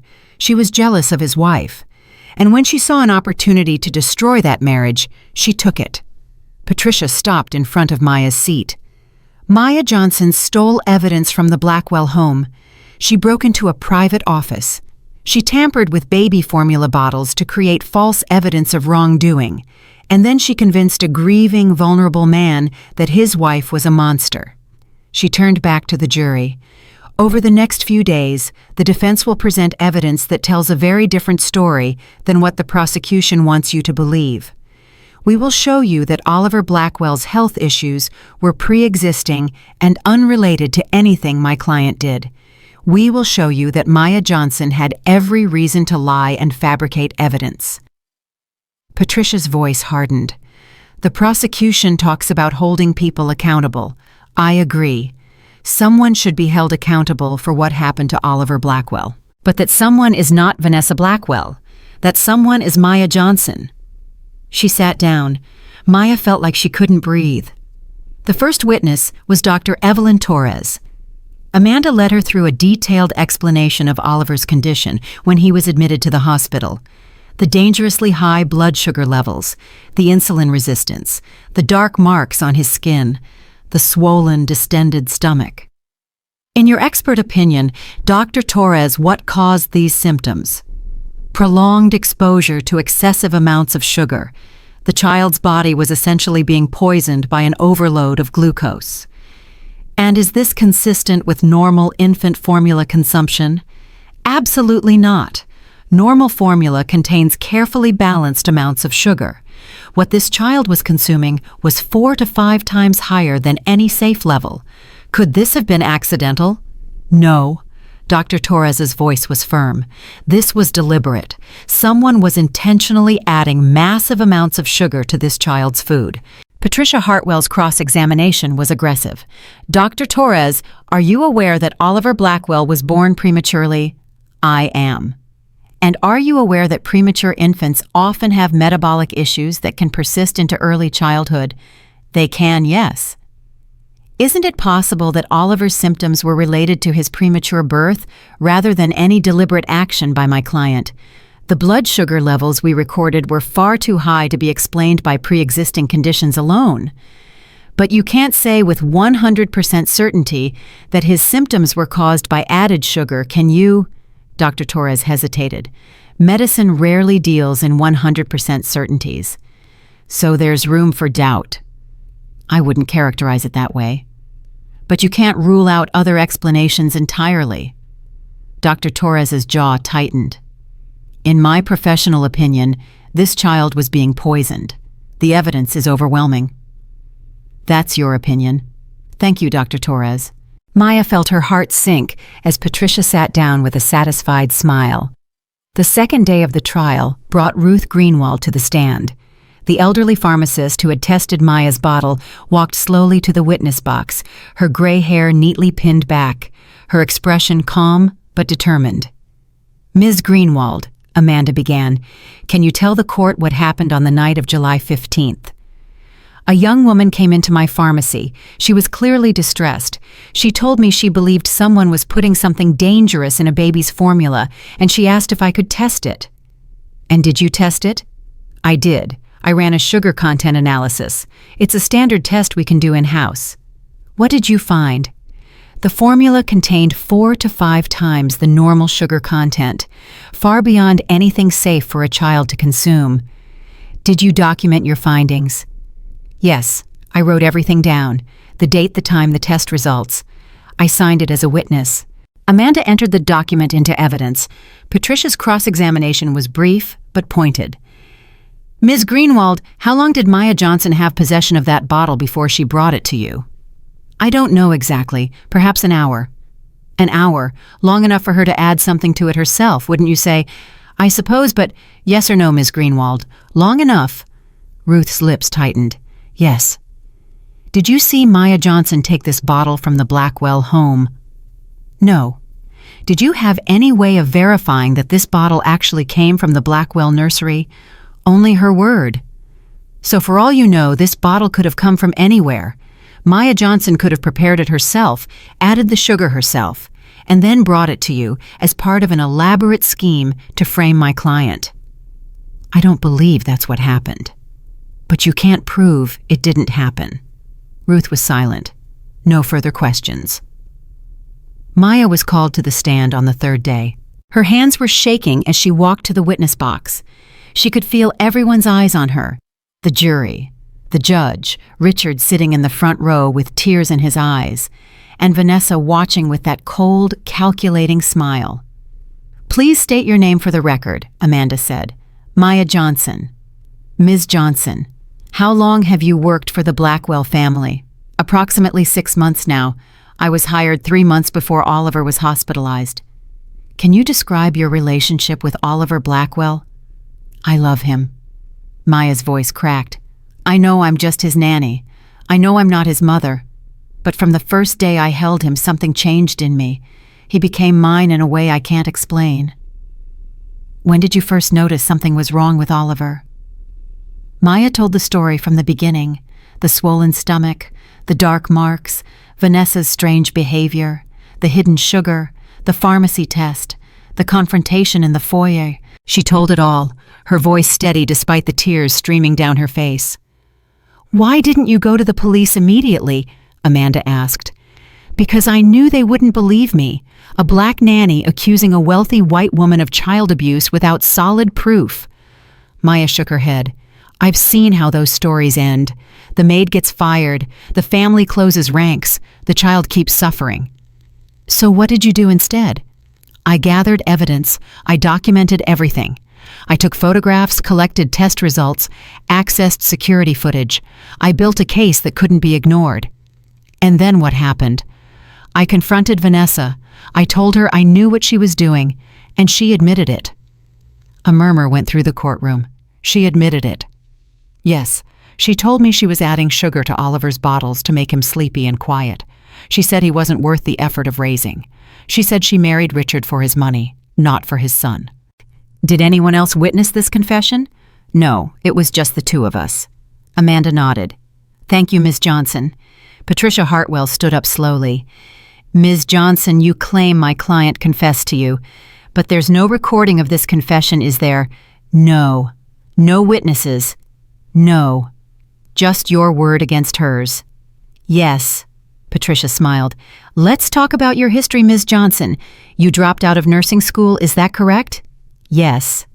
Why? Financial reasons. I couldn't afford to continue. And you've been fired from 2 previous jobs. Maya's jaw tightened. Yes. One of those jobs was as a caregiver for an elderly woman, wasn't it? Yes. And you were fired because the family accused you of stealing. Those accusations were false. I was never charged with anything. But you were fired. Yes. Patricia began pacing. Ms. Johnson, isn't it true that you developed romantic feelings for Richard Blackwell? Maya felt her face flush. No. No? You've been living in his home for 6 months. You've been caring for his child. You've become, by your own admission, like family to him. And you expect this jury to believe there are no romantic feelings involved. My relationship with Richard is based on mutual respect and our shared love for Oliver. Nothing more. That's a very careful answer. Patricia stopped in front of Maya. Let me ask you directly. Have you ever imagined what your life would be like if Vanessa Blackwell were out of the picture, if you had Richard all to yourself? Objection, Amanda called. Speculation. Withdrawn. Patricia smiled. Ms. Johnson, isn't it possible that you saw Vanessa as competition, that you fabricated this entire case to remove her from the picture so you could have Richard Blackwell for yourself? No. Maya's voice was firm. I did what I did to save Oliver's life. That's the only reason. You accessed Mr. Blackwell's private office without permission to get security footage that proved what Vanessa was doing. You stole a bottle from the nursery to get it tested. You tampered with evidence. I did not tamper with anything. How can we be sure, Patricia leaned in, how can we be sure that you didn't add the sugar yourself, that you didn't manipulate the security footage, that you didn't manufacture this entire case to destroy my client? Because I would never hurt Oliver. Maya's voice broke. He's everything to me. I would die before I let anyone harm him. Patricia stared at her for a long moment. Then she smiled. No further questions. The prosecution rested its case at 4:30 p.m. on the 3rd day. Amanda seemed confident, but Maya could see the tension in her shoulders, the worry in her eyes. How do you think it went? Maya asked. Hard to say. The defense did a good job of creating doubt. That's all they need. One juror who isn't sure and this whole thing falls apart. What happens now? The defense presents their case. They'll probably call character witnesses for Vanessa. Maybe an expert who will try to explain away Oliver's symptoms. And then... Amanda hesitated. And then what? They might call Vanessa herself. Maya felt a chill run down her spine. She's going to lie. Of course she is, but she's good at it. She's been lying her whole life. Amanda gathered her papers. Get some rest tonight. Tomorrow is going to be difficult. The defense began their case the next morning. Patricia Hartwell called a pediatric specialist named Dr. Marcus Webb, who spent 2 hours explaining how Oliver's symptoms could theoretically be attributed to his premature birth and pre-existing metabolic conditions. Maya watched the jury's faces as he testified. Some of them looked convinced, others looked confused. Doubt. That's all Patricia needed. The second defense witness was a woman named Caroline Fletcher, who claimed to be Vanessa's oldest friend. Vanessa is the kindest person I know, Caroline said, dabbing at her eyes with a tissue. She loves children. She was so excited to become Oliver's stepmother. The idea that she would hurt him is absolutely ridiculous. How long have you known the defendant? Patricia asked. 20 years. We went to college together. And in all that time, have you ever seen her act violently or abusively toward anyone? Never. She's gentle, caring, compassionate. She's incapable of hurting a child. Amanda's cross-examination was sharp. Ms. Fletcher, are you aware that Vanessa Blackwell was arrested at LaGuardia Airport with a suitcase full of cash and a fake passport? Caroline's face paled. I didn't know the details. Are you aware that she had been secretly transferring money from her husband's accounts into offshore holdings for months before she was caught? No. So you're testifying that Vanessa Blackwell is incapable of deception while simultaneously admitting that you knew nothing about her plans to flee the country with stolen money. Caroline looked desperately at Patricia. I don't know anything about that. No further questions. At 2:15 p.m., Patricia Hartwell stood up and made an announcement that sent shockwaves through the courtroom. The defense calls Vanessa Blackwell to the stand. Maya's heart stopped. She watched as Vanessa rose gracefully from her seat and walked to the witness box. She looked calm, composed, like a woman with nothing to hide. Mrs. Blackwell, Patricia began, did you poison your stepson Oliver? No. Vanessa's voice was soft wounded. I would never hurt him. I love him as if he were my own. Can you explain the sugar found in his formula bottles? I can't explain it because I didn't put it there. Vanessa looked at Maya with sad eyes. I believe Maya Johnson added it herself to frame me. A murmur went through the courtroom. Why would she do that? Because she was in love with my husband. Vanessa's voice cracked. I saw the way she looked at him, the way she tried to insert herself into our family. She wanted me gone so she could have Richard to herself. Did you ever confront her about this? I tried, but she denied everything. And then suddenly there were accusations against me, evidence that appeared out of nowhere, security footage that I never saw being taken.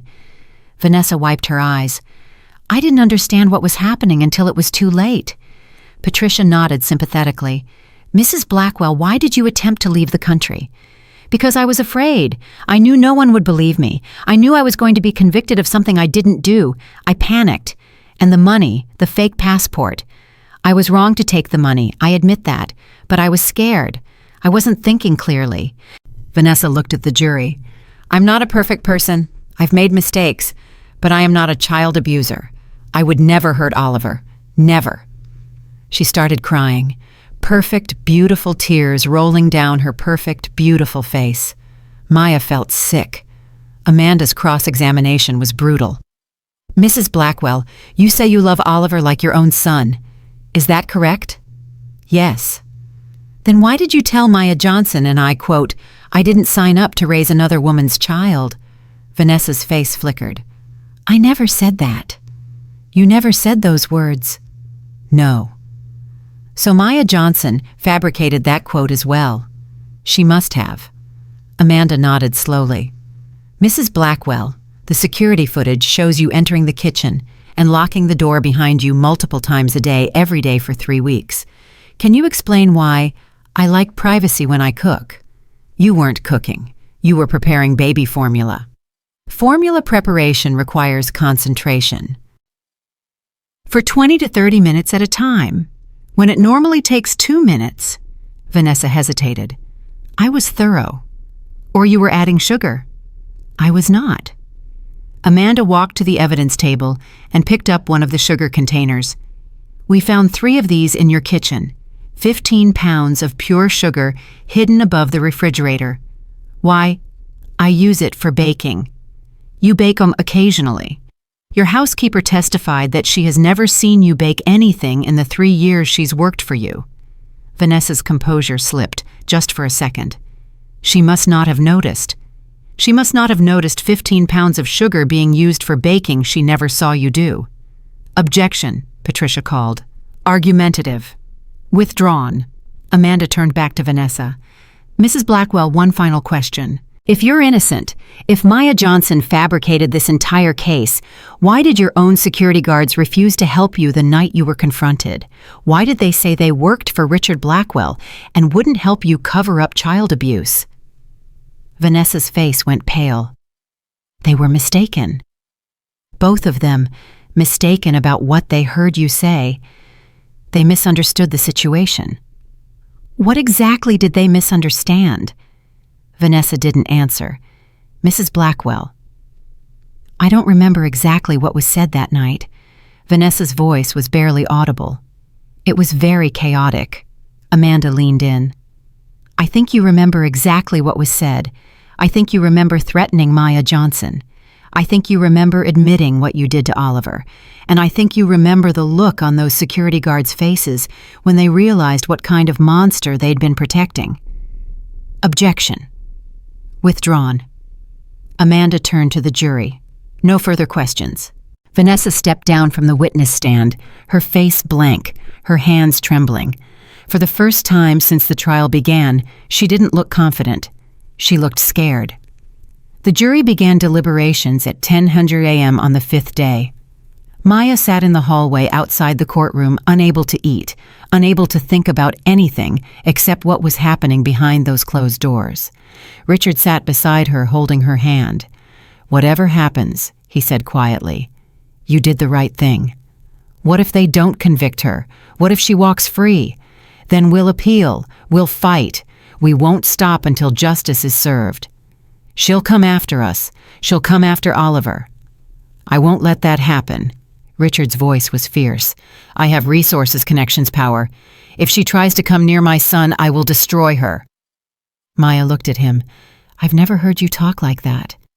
I've never had someone try to murder my child before." Richard's jaw tightened. "Catherine made me promise to protect Oliver. I failed once. I won't fail again."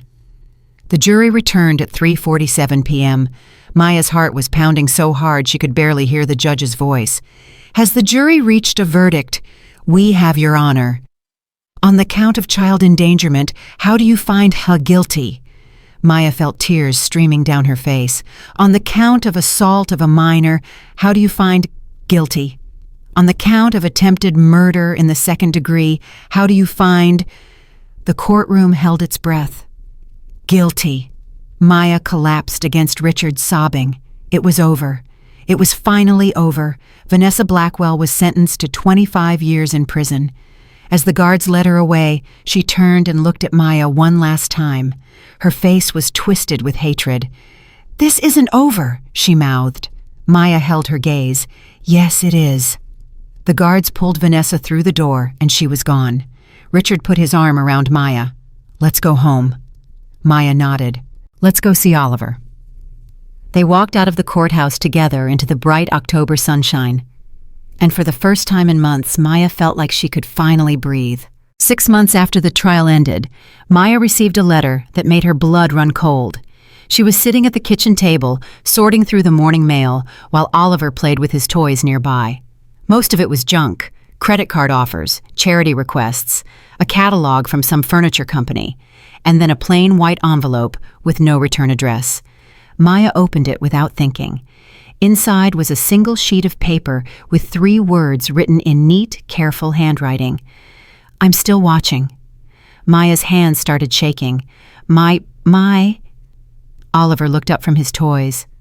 "What's wrong?" "Nothing, baby." Maya forced a smile. "Just a silly piece of mail." She stuffed the letter into her pocket and walked calmly to the bathroom, where she locked the door and called Richard. "She sent me something." Maya said, her voice barely above a whisper. "Vanessa, she sent me a letter." "What? How is that possible? She's in prison." "I don't know, but it's her handwriting. I recognize it." "What does it say?" Maya read him the 3 words. Richard was silent for a long moment. "I'm coming home. Don't let Oliver out of your sight." He hung up. Maya stared at herself in the bathroom mirror. Her face was pale. Her hands wouldn't stop trembling. Vanessa was supposed to be gone, locked away, unable to hurt anyone ever again. But somehow she was still reaching out, still threatening, still watching. How Richard arrived home at 11:47 a.m. He brought Detective Morrison with him, the same detective who had arrested Vanessa 7 months ago. "We take threats like this very seriously," Morrison said, examining the letter through a plastic evidence bag, "especially from someone serving time for attempted murder." "How did she send it?" Maya asked. "Don't they monitor prisoner mail?" "They do, but prisoners find ways around the system.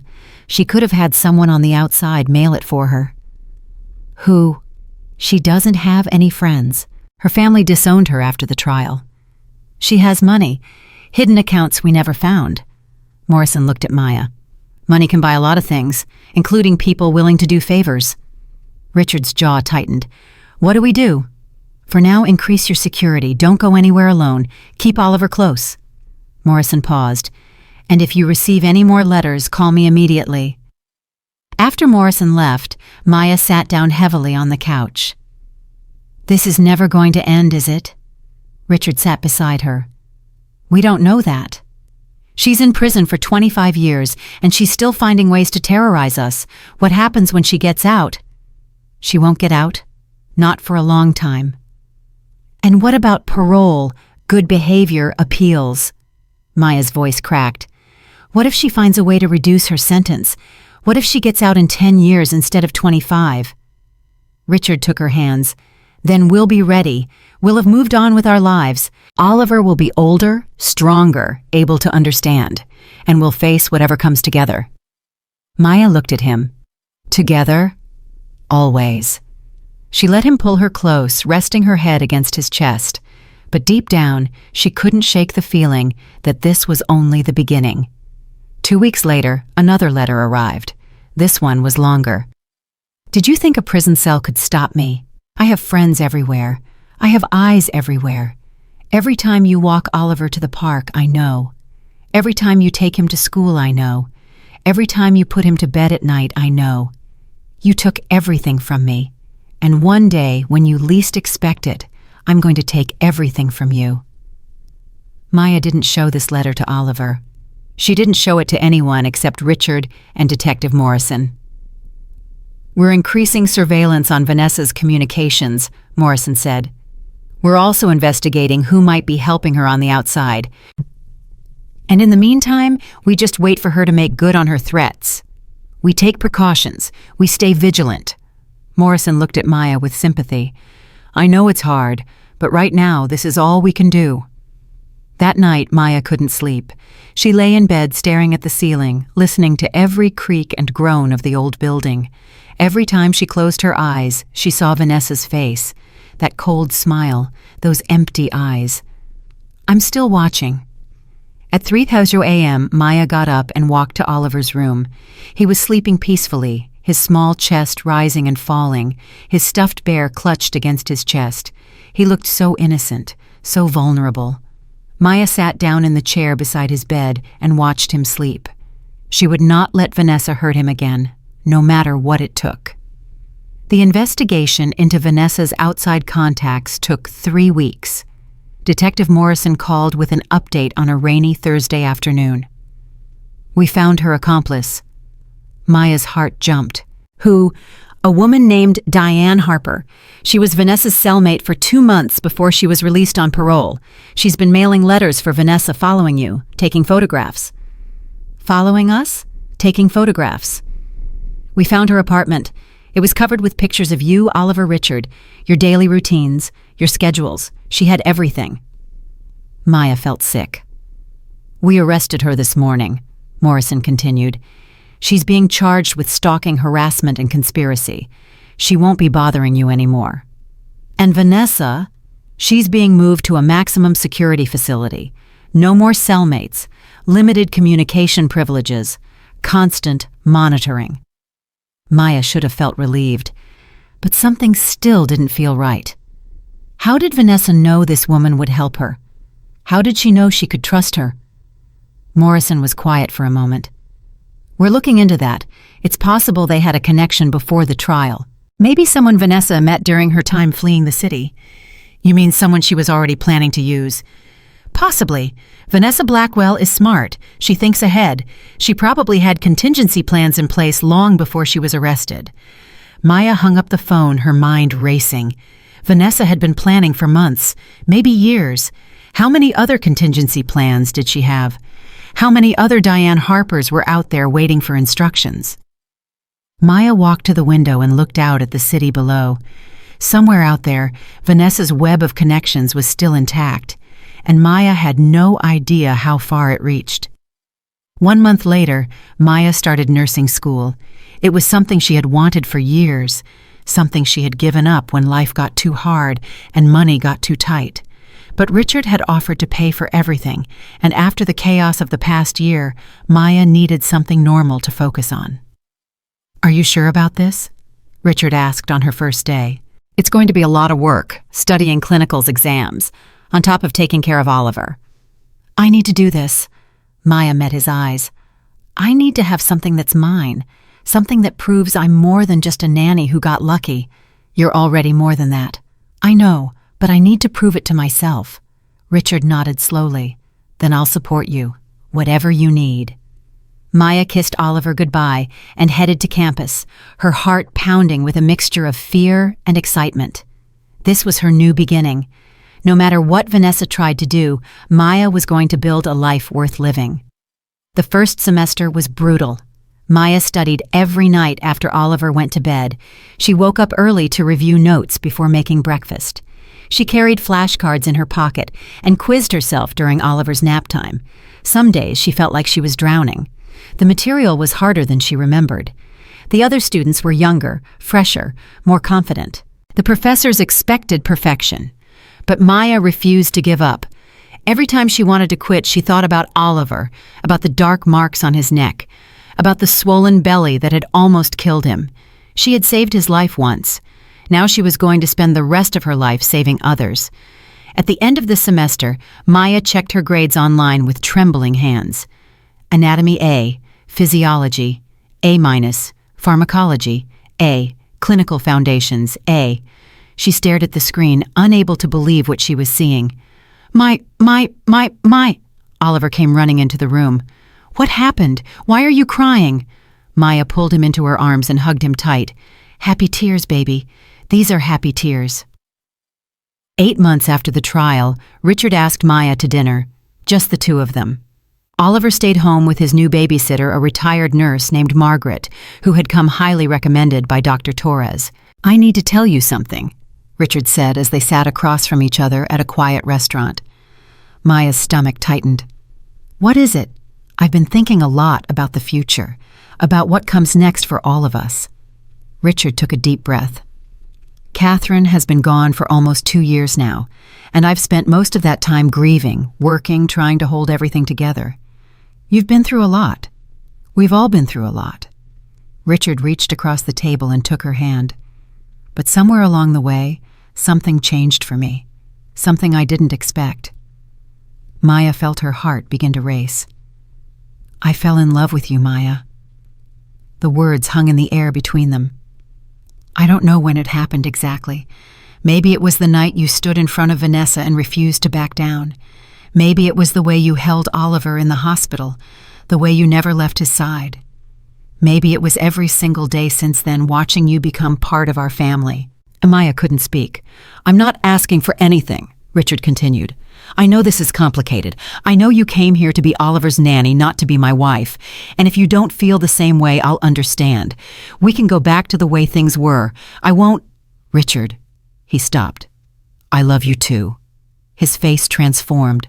Hope, joy, relief, all of it washing over his features at once. "You do? I've been fighting it for months." Maya's voice cracked. "I told myself it was inappropriate, that you were my employer, that I had no right to feel this way. But every time I watched you with Oliver, every time you stood by me during the trial, every time you looked at me like I was someone who mattered." She wiped her eyes. "I couldn't help it. I fell in love with you, with Oliver, with this family." Richard stood up, walked around the table, and pulled her into his arms. "Then let's stop fighting it," he whispered. "Let's build a life together, a real life." "You, me, and Oliver." Maya held him tight. "Yes." They told Oliver the next morning. The little boy looked back and forth between them, his brow furrowed in confusion. My is going to live with us forever." "Yes, buddy," Richard smiled. My is going to be part of our family. Officially. Like a mommy." Maya knelt down to Oliver's level. "Would that be okay with you? If I was like a mommy?" Oliver thought about it for a long moment. Then he threw his arms around her neck. "I love you, my." Maya held him close, tears streaming down her face. "I love you too, baby. I love you so much." Richard put his arms around both of them. For the first time in years, the penthouse felt like a home. The wedding was small, intimate, just close friends and family. Maya's grandmother flew in from Philadelphia crying the entire time. "I always knew you were destined for something special," she said, holding Maya's face in her weathered hands. "But this is more than I ever dreamed." "I'm just happy, Grandma. For the first time in my life, I'm really happy." "You deserve it, baby girl.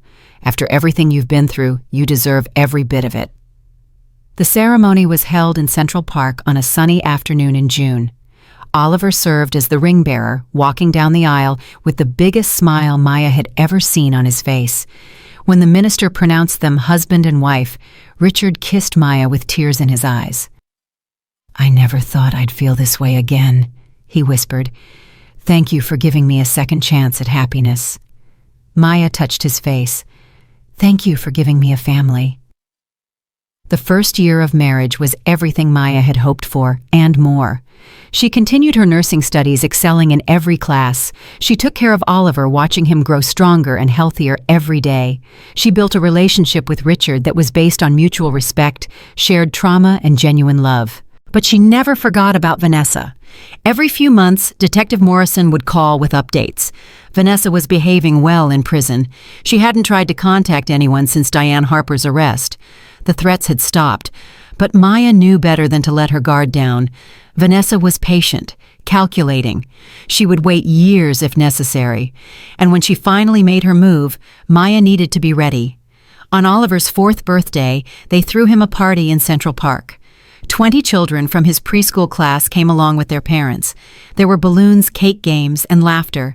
Maya watched Oliver run around with his friends, his face bright with joy, and felt something she hadn't felt in years: peace. "He's so different now," Richard said, standing beside her. "Remember what he was like when you first came to work for us?" "I remember." Maya's voice was soft. "He barely smiled. He barely moved. He was disappearing right in front of us. And look at him now."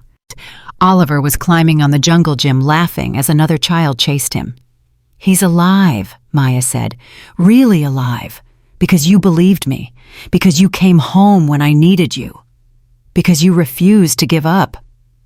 Richard put his arm around her. "That's what saved him, Maya. Your courage, your determination, your love." Maya leaned into him. "Our love." Richard kissed the top of her head. "Our love." At 3:47 p.m., Maya's phone rang. She didn't recognize the number, but something made her answer anyway. "Hello." Silence on the other end, then a voice she would never forget. "Hello, Maya." Her blood turned to ice. "Vanessa. Did you miss me? How are you calling me? How did you get this number? I told you. I have friends everywhere." Vanessa's laugh was cold, hollow. "Did you enjoy the wedding? The white dress looked beautiful on you, almost as beautiful as the one I was supposed to wear when Richard and I renewed our vows." Maya's hand tightened on the phone. "What do you want? I want you to know that I'm watching, always watching.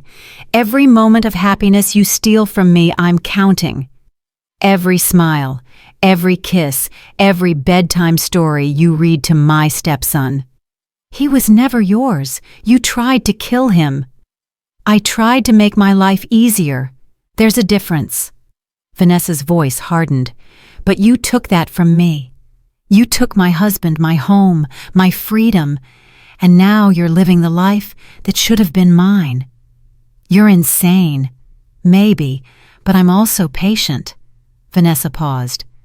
25 years is a long time, Maya, but it's not forever. And when I get out, I'm going to take back everything you stole from me.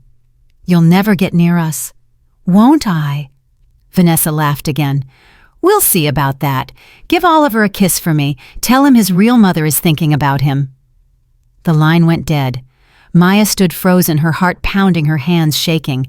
Around her, children laughed and played. Parents chatted and sipped lemonade. Oliver ran toward her with a balloon in his hand.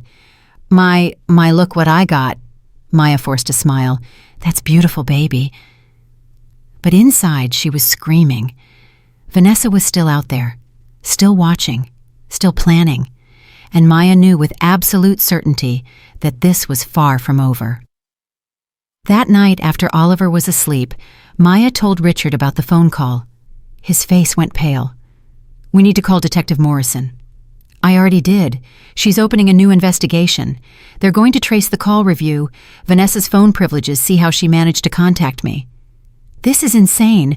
She's in maximum security. How is she still doing this?" "I don't know." Maya's voice was hollow. "But she's not going to stop, not until she destroys us." Richard took her hands. "She's not going to destroy us." "How can you be sure?" "Because we're stronger than she is. Because we have something she never had and never will have." Richard's eyes were fierce. "We have each other. We have Oliver. We have a family built on love, not manipulation." Maya wanted to believe him. 25 years, she whispered. "What if she finds a way to get out sooner? Then we'll be ready. We'll have lawyer security, whatever it takes." Richard cupped her face in his hands. "I will never let her hurt you or Oliver. Never. Do you understand?" Maya nodded slowly. "I understand. We're going to live our lives. We're going to be happy. We're going to raise our son and build our future." Richard's voice was firm. "And we're not going to let Vanessa Blackwell take that from us. Not now. Not ever."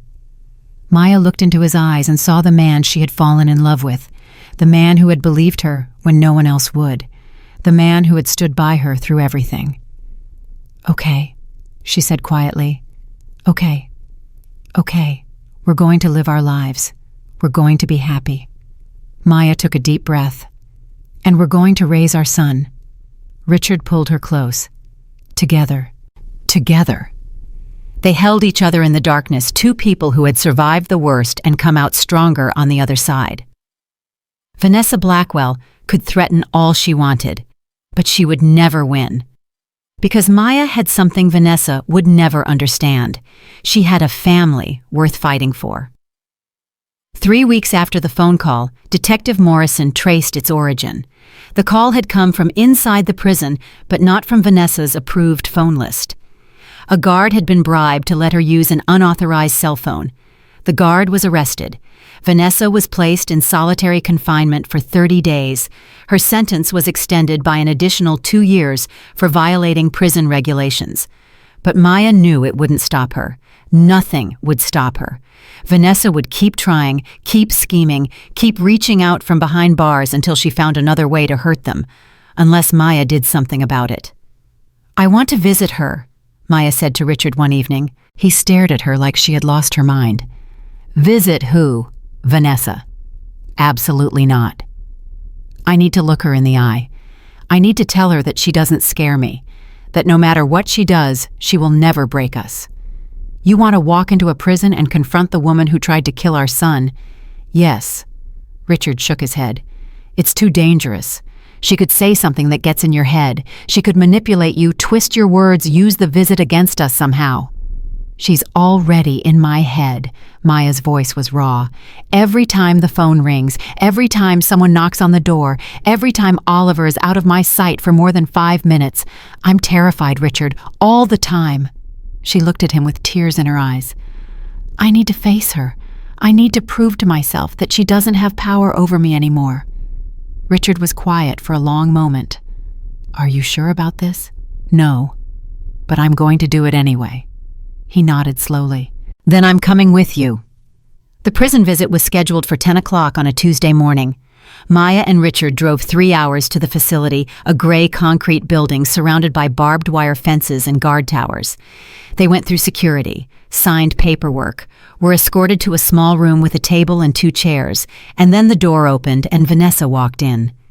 She looked different than Maya remembered. Thinner, paler. Her hair was pulled back in a simple ponytail, and she wore an orange jumpsuit that hung loosely on her frame. But her eyes were the same. Cold, calculating, dangerous. "Well, well." Vanessa sat down across from them, a small smile playing on her lips. "The happy couple. To what do I owe this pleasure?" Maya leaned forward. "I came to tell you something." "Oh, and what's that?" You don't scare me anymore." Vanessa's smile widened. "Don't I?" "No. I've spent the last 2 years being afraid of you, waiting for your next move, wondering when you would strike." Maya's voice was steady. "But I'm done. You're in prison. You're going to stay in prison.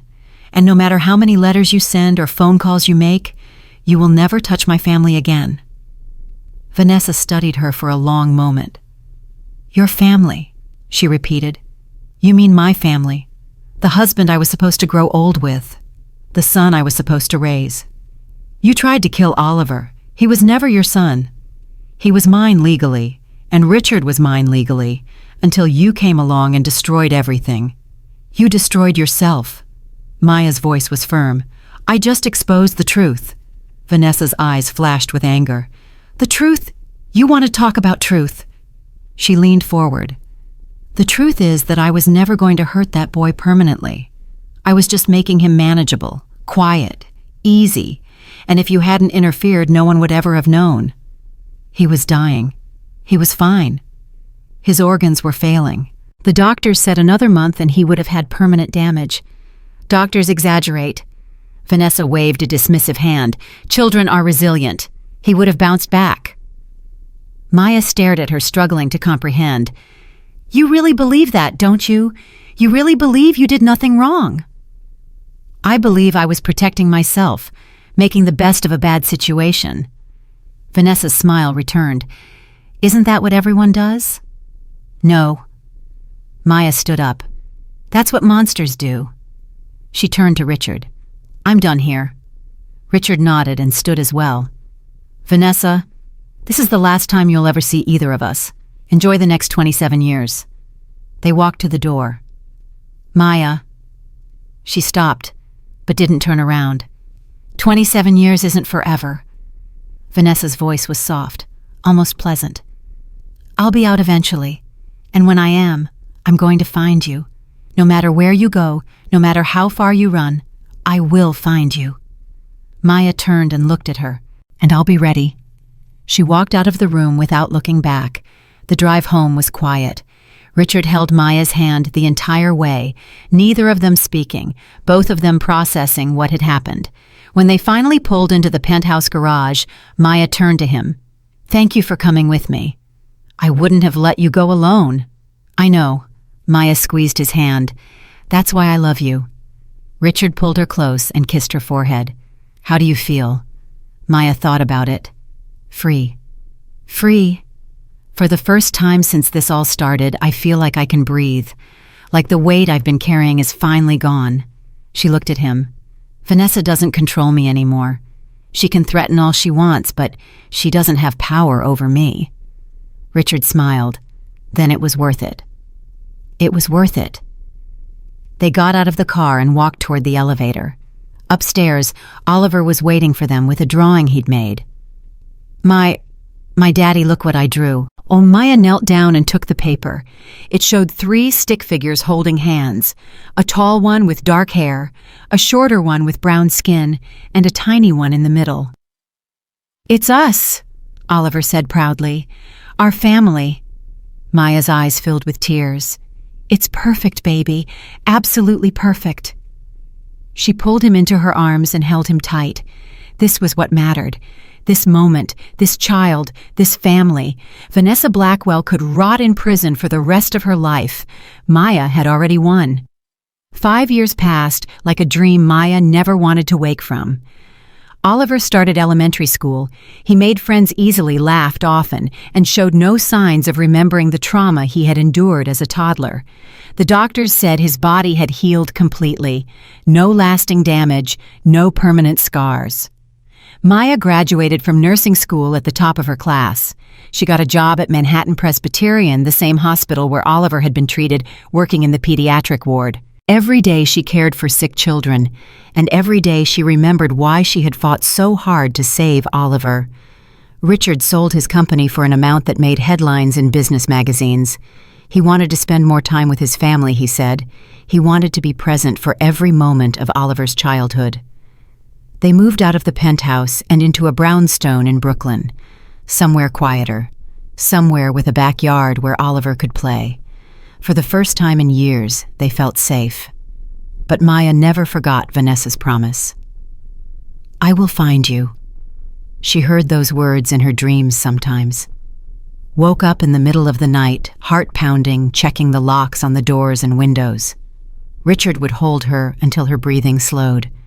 "She can't hurt us," he would whisper. "She's locked away. She can't hurt us." Maya wanted to believe him, but she knew Vanessa too well. The phone call came on a Tuesday morning in March.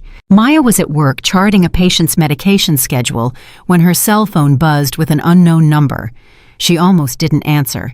Something made her pick up anyway. "Mrs. Blackwell." The voice was professional, official. "This is Maya Blackwell. This is Warden Patricia Hughes from Bedford Hills Correctional Facility. I'm calling about Vanessa Blackwell." Maya's heart stopped. "What about her?"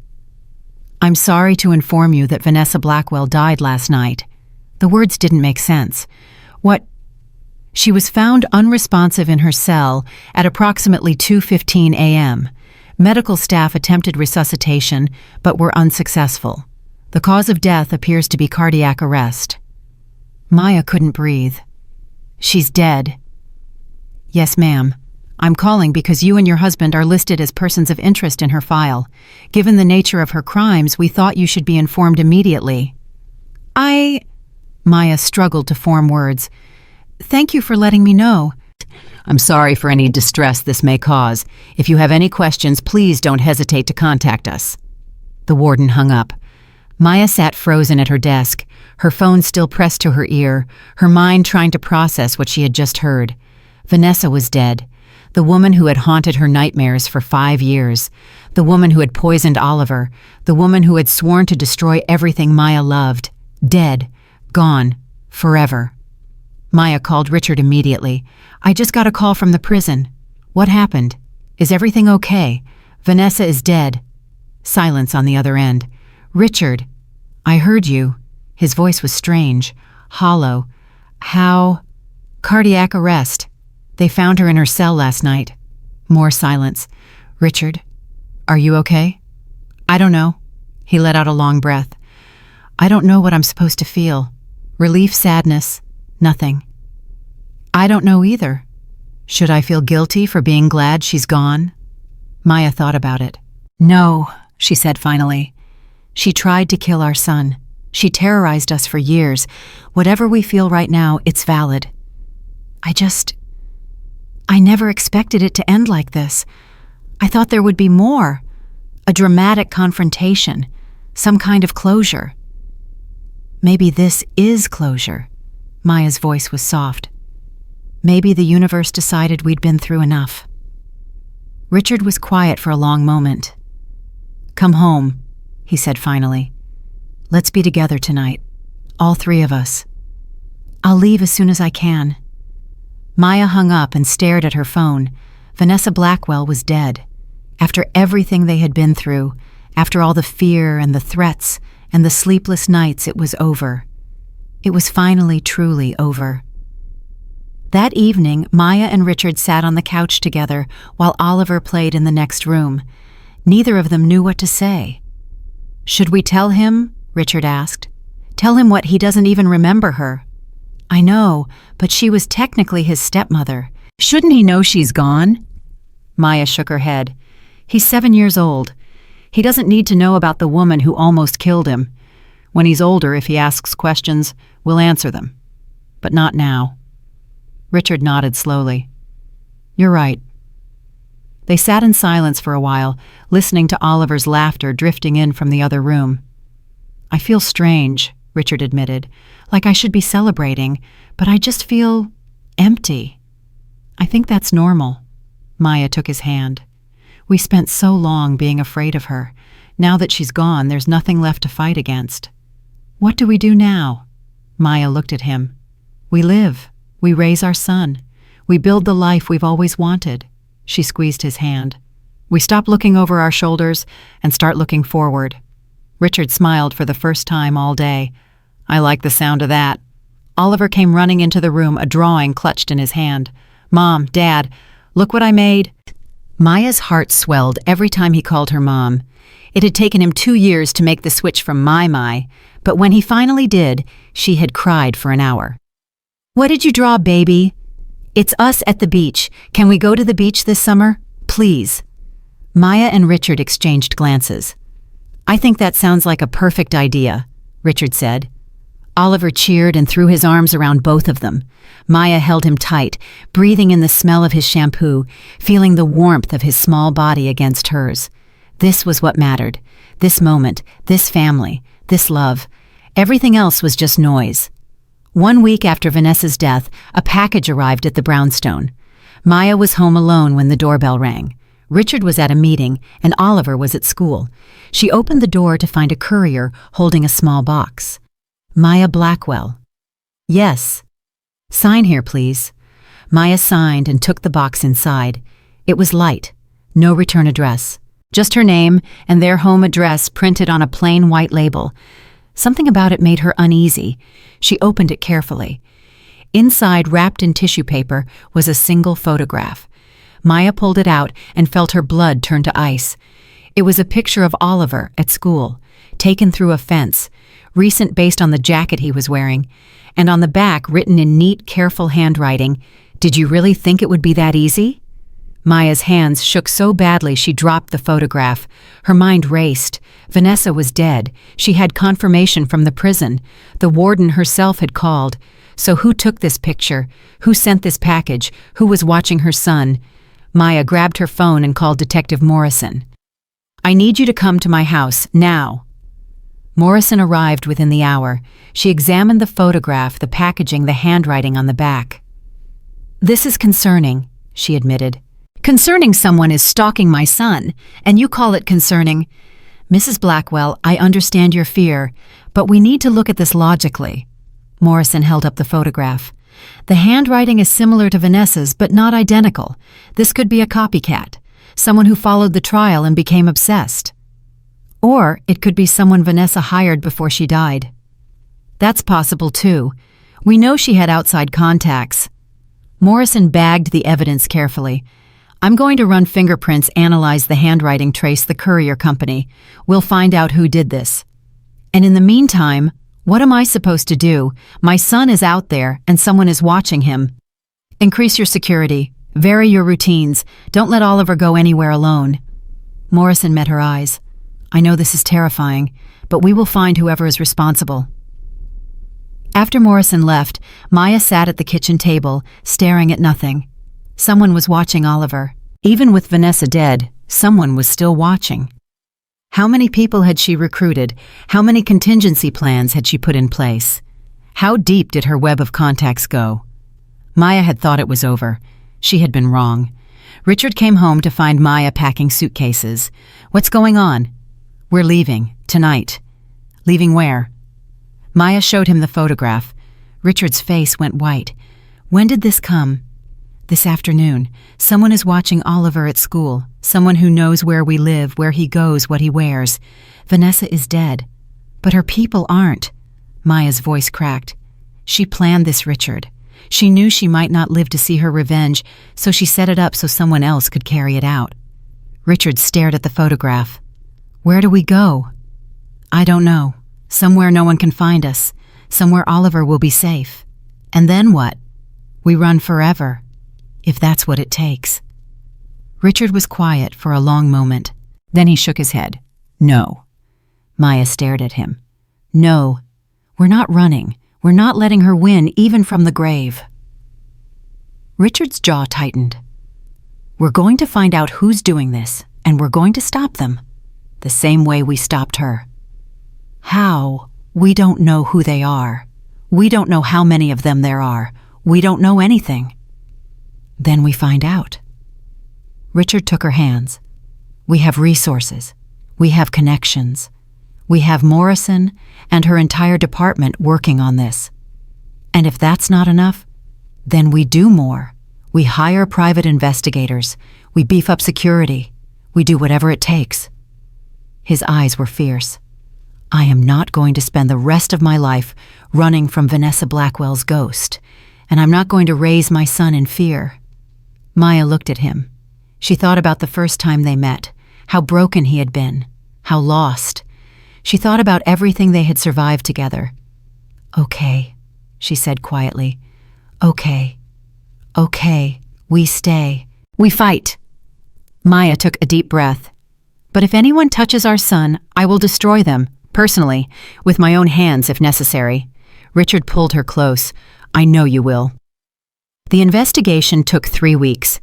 Morrison traced the courier company to a small shipping center in Queens. The package had been paid for in cash by a woman matching Diane Harper's description, but Diane Harper was supposed to be in prison. "She was released on parole 6 months ago," Morrison explained. "We should have been notified, but there was a paperwork error. She slipped through the cracks." Maya felt sick. "So she's been out there this whole time planning this?" "It appears so. She visited Vanessa in prison multiple times in the weeks before Vanessa's death. We believe Vanessa gave her instructions." "What kind of instructions?" "We don't know yet, but we have a warrant for Diane's arrest. We're going to find her. And Oliver, is he safe?" "We've increased patrol around his school and your home. I also recommend a private security detail until Diane is apprehended." Richard nodded. "Done. Whatever it costs." "There's one more thing." Morrison hesitated. "Diane Harper has a history of mental illness. She was institutionalized twice before her first arrest. She's unstable, unpredictable." "You're saying she's dangerous." "I'm saying she's not going to stop until we stop her. Vanessa was her obsession, and now that Vanessa is gone, she's transferred that obsession to you." Maya felt a chill run down her spine. "Why us?" "Because Vanessa hated you, and Diane loved Vanessa." Morrison's voice was grim. "In her mind, hurting you is the ultimate tribute to the woman she worshipped." They found Diane Harper 5 days later. She was living in an abandoned building in the Bronx, surrounded by newspaper clippings about Vanessa's trial and photographs of Maya, Richard, and Oliver. When police entered the building, she didn't try to run. She just sat there smiling. "She would have been so proud of me," Diane said as they handcuffed her. "She always said I was her most loyal friend." Morrison called Maya with the news. "It's over. She's in custody. She won't be getting out this time." Maya sank into a chair, her legs giving out beneath her. "It's really over. It's really over. Diane was working alone. Vanessa didn't have any other contacts we can find. The threat is neutralized." Maya closed her eyes. "Thank you." "Thank me by living your life, Mrs. Blackwell. You've earned it." That night, Maya and Richard sat on their back porch watching the sunset. Oliver was asleep upstairs, exhausted from a day of playing with friends at the park. The security detail was gone. The fear was finally lifting. "I never thought we'd get here," Maya said softly. "Neither did I." Richard took her hand. "There were so many times I thought it was hopeless, that we'd never be free of her. But we are." Maya looked at him. "Finally." "Because of you." Richard's eyes were full of love. "Everything good in my life happened because you walked into that penthouse 5 years ago." "I was just a nanny." "You were never just a nanny." Richard squeezed her hand. "You were a hero. You are a hero. You saved my son's life, and then you saved mine." Maya felt tears burning her eyes. "I love you," she whispered. "I love you too." Richard leaned over and kissed her. "For the rest of my life." 2 years later, Maya received a call that changed everything. She was at work finishing her shift at the hospital when her phone buzzed. "Mrs. Blackwell, this is Dr. Amanda Chen at New York Presbyterian. I'm calling about your blood work results." Maya's stomach tightened. She'd had routine tests done the week before. "Is something wrong?" "Not wrong at all." Dr. Chen's voice was warm. "Congratulations. You're pregnant." Maya dropped into a chair. "I'm sorry, what?" "About 6 weeks along based on your hormone levels. I'd like to schedule an ultrasound to confirm." Maya couldn't speak. Pregnant. After years of assuming it would never happen for her after watching other women become mothers while she focused on her career and her stepson, she was pregnant. She was going to have a baby. Her own baby. Maya called Richard from the hospital parking lot, crying so hard she could barely get the words out. "What's wrong? Are you hurt?" I'm pregnant. Silence. Richard, say that again. I'm pregnant. We're going to have a baby. She heard him let out a sound that was somewhere between a laugh and a sob. Are you serious? Dr. Chen just called. 6 weeks. Maya, his voice broke. This is the best day of my life. I thought the wedding was the best day of your life. This is better. This is so much better. She could hear him crying through the phone. We're going to have a baby. We're going to have a baby. They both laughed through their tears. Oliver was thrilled when they told him, I'm going to be a big brother. You are, buddy. Richard ruffled his hair. What do you think about that? I think it's awesome. Can I teach the baby to play soccer? Can I read them bedtime stories? Can I? All of it. Maya laughed. You can do all of it. Oliver threw his arms around her stomach. Hi, baby. I'm your big brother, Oliver. I'm going to take such good care of you. Maya looked at Richard over Oliver's head, tears streaming down her face. This was everything she had ever wanted, everything she had ever dreamed of, and it was finally hers. The pregnancy was not easy. Maya was 41 years old. High risk, the doctors said. She needed extra monitoring, extra care, extra rest. Richard insisted she take leave from work at 6 months. The hospital will survive without you. I'm fine. I can keep working. Maya. He took her hands. You've spent your entire life taking care of other people. Let someone take care of you for once. She wanted to argue, but she was tired, so tired. Okay, she whispered. Okay, I'll rest. Richard smiled and kissed her forehead. That's my girl. At 37 weeks, Maya went into labor. It was 3 a.m. She woke up with contractions so strong they took her breath away. Richard. He was awake instantly. Is it time? It's time. They drove to the hospital in a blur. Maya gripped Richard's hand through every contraction, trying to remember the breathing techniques she'd learned in class. You're doing great, Richard kept saying. You're doing so great. I'm going to break your fingers. That's fine. Break whatever you need to break. She laughed through the pain. Even now, even in the middle of labor, he could make her laugh. At 7:42 a.m., after 4 hours of pushing, their daughter was born. The doctor placed the tiny squirming bundle on Maya's chest, and everything else in the world disappeared. Hello, little one, Maya whispered, tears streaming down her face. Hello, my beautiful girl. Richard leaned over them both, his own tears falling onto Maya's hospital gown. She's perfect, he said. She's absolutely perfect. They named her Catherine, after Richard's first wife, after the woman who had given them Oliver, after the mother who had loved her son so much that she had made Richard promise to protect him. Are you sure? Maya had asked when Richard suggested the name. I'm sure. Catherine would have loved you. She would have been grateful that you saved Oliver. She would have wanted us to honor her memory. Maya touched the sleeping baby's face. Catherine, she whispered, welcome to the family. Oliver met his baby sister 2 hours later.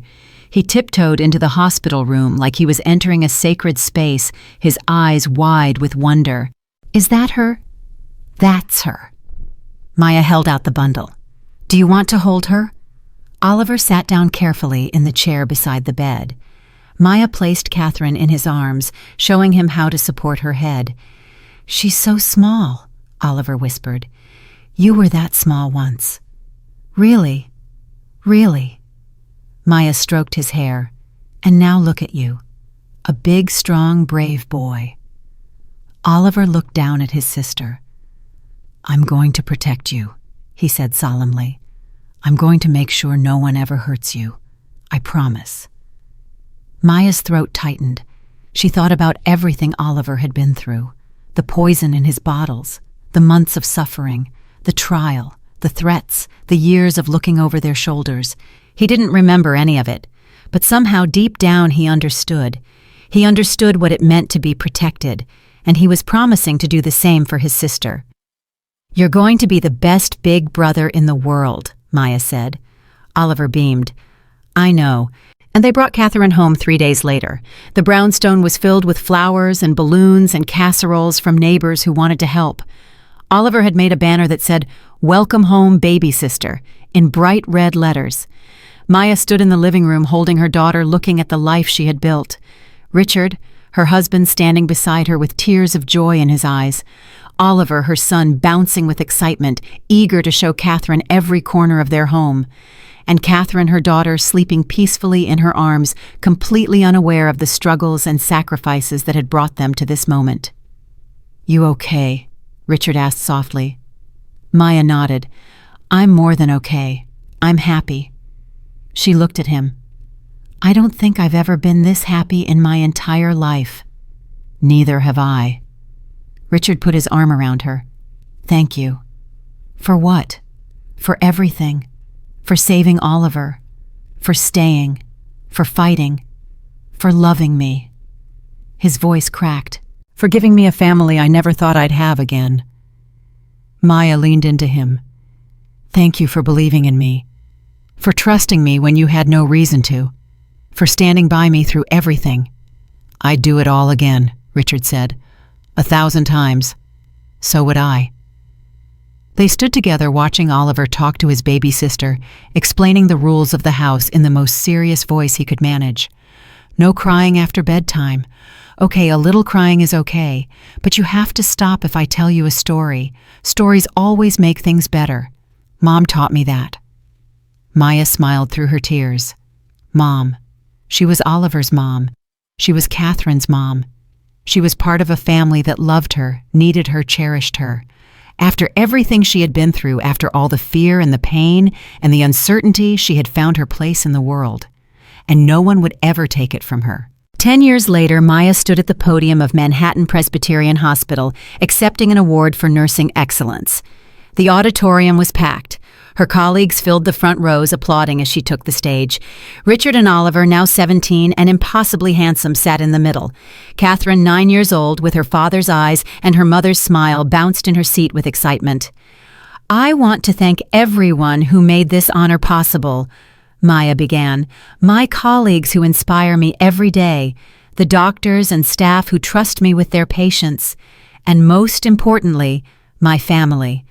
She looked at Richard, Oliver, and Catherine. 15 years ago, I was a woman without direction, without purpose. I had dropped out of nursing school, worked dead-end jobs, and had almost given up on my dreams. Her voice steadied. Then I took a job as a nanny for a little boy named Oliver, and everything changed. She paused. I won't go into the details of what happened. Most of you know the story. It was in the newspapers for months. But what I will say is this. That experience taught me what I was capable of. It taught me that one person can make a difference. It taught me that standing up for what's right, even when it's terrifying, even when it feels impossible, is always worth it. Maya took a deep breath. Every day I come to this hospital and care for children who can't speak for themselves, children who are sick, scared, vulnerable. And every day I remember that little boy in the golden crib, and I make sure that every child in my care knows they have someone fighting for them. She looked at the audience. That's what nursing is. That's what love is. Being willing to fight for someone else no matter the cost. She stepped back from the podium. Thank you. The applause was thunderous. That night, the family gathered around the dinner table in their Brooklyn brownstone. Mom, that speech was amazing, Oliver said. You made like 3 people cry. 4, Catherine corrected. I counted. Maya laughed. Thank you, but I think they were crying because it was a long ceremony and they were hungry. No way, Richard said. They were crying because you're incredible. Dad's right, Oliver agreed. You're the most incredible person I know. Maya looked at her family, her son who had survived the unsurvivable and grown into a kind, compassionate young man, her daughter who had inherited the best parts of both her parents and had a fire in her soul that reminded Maya of herself, her husband who had stood by her through everything and loved her more each day.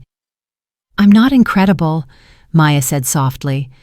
I'm just someone who refused to give up. That's literally the definition of incredible, Catherine said matter-of-factly. Everyone laughed. Maya reached out and took Richard's hand on one side, Oliver's hand on the other. I love you all, she said. More than words can say. We love you too, Mom, Oliver said. So much, Catherine added. Richard squeezed her hand. Forever. Later that night, after the children were asleep, Maya stood at the window of their bedroom, looking out at the city lights. Richard came up behind her and wrapped his arms around her waist. "What are you thinking about?" "Everything. Nothing." Maya leaned back against him. "I'm thinking about how different my life could have been if I hadn't taken that job, if I hadn't trusted my instincts, if I had given up when Vanessa threatened me." "But you didn't." "No, I didn't." She turned to face him. "Sometimes I still can't believe this is my life, that I'm married to you, that I have 2 beautiful children, that I'm doing work I love. You deserve every bit of it." "I know," Maya smiled. "It took me a long time to believe that, but I finally do." Richard kissed her forehead. "Catherine would be proud of you. The first Catherine, Oliver's mother." "You think so?" "I know so. She wanted more than anything for Oliver to be safe and loved. You gave him that. You gave him a family." Maya thought about the woman she had never met, but felt connected to nonetheless. "Thank you for saying that. It's the truth." They stood together in the darkness, 2 people who had found each other against impossible odds. "No regrets?" Richard asked softly. Maya shook her head. "Not a single one." 20 years later, Maya watched Oliver walk down the aisle with his bride. He was 37 now, a pediatric doctor following in the footsteps of the physicians who had saved his life. He had chosen a career dedicated to helping children because of what he had survived, even though he didn't remember it. Maya sat in the front row, tears streaming down her face, Richard's hand warm in hers. Catherine sat beside them, 29 years old and 7 months pregnant with her first child. "He looks so happy," Catherine whispered. "He is happy," Maya replied. "He's finally found his person." "Like you and Dad found each other." Maya looked at Richard. He was 72 now, gray-haired, a little slower than he used to be, but still the same man who had believed her when no one else would, still the same man who had stood by her through everything. "Yes," Maya said, "just like us." The ceremony was beautiful. When the minister pronounced Oliver and his bride husband and wife, the crowd erupted in cheers. Maya clapped until her hands hurt, laughing and crying at the same time. At the reception, Oliver found her alone at a table. "Hey, Mom." "Hey, baby," Maya smiled. "Shouldn't you be dancing with your wife?" "I will, but first I wanted to say something to you." He sat down beside her. "I know I don't remember what happened when I was little, but I know the story. Dad told me everything when I turned 18, about Vanessa, about what she did, about how you saved my life." Maya's heart clenched. "You didn't have to carry that burden, but you did." Oliver took her hand. "You carried it for me. You protected me from a woman who would have killed me. And then you stayed. You became my mom. You gave me a life I never would have had." His eyes were wet. "I don't know how to thank you for that. I don't know if there are words big enough." "You don't have to thank me." Maya touched his face. "You became my son the moment I held you. Everything I did because I loved you, because I would have died before I let anyone hurt you." "I know." Oliver smiled through his tears. "That's what makes you the best mom in the world." He hugged her tight. "I love you, Mom." "I love you too, baby. I always have. I always will." That night, after the wedding was over and the guests had gone home, Maya sat on the porch of the brownstone watching the stars. Richard sat beside her, his hand in hers. "Quite a day," he said. "Quite a life," Maya replied. They sat in comfortable silence for a while. "I've been thinking," Maya said finally, "about everything we've been through, everything we've overcome. And I'm grateful." She looked at him. "For all of it, the good and the bad, because it all led here." Richard smiled. "Here isn't so bad. Here is perfect." Maya squeezed his hand. "I wouldn't change a thing." She thought about the scared young woman who had walked into a Manhattan penthouse 25 years ago, the woman who had noticed something wrong with a child in a golden crib, the woman who had refused to look away, That woman had saved a life. That woman had built a family. That woman had become who she was always meant to be. "Thank you," Maya whispered to the stars, to Catherine, to everyone who had helped her along the way. "For what?" Richard asked. "For everything." She leaned against him, feeling his warmth, his strength, his love. The stars sparkled above them. The city hummed below them. And Maya Johnson Blackwell, a woman who had once had nothing, looked at the life she had built and knew with absolute certainty that she had everything, because she had learned the most important lesson of all. Love isn't about what you're given. Love is about what you're willing to fight for. And Maya had fought for everything that mattered. And she had won.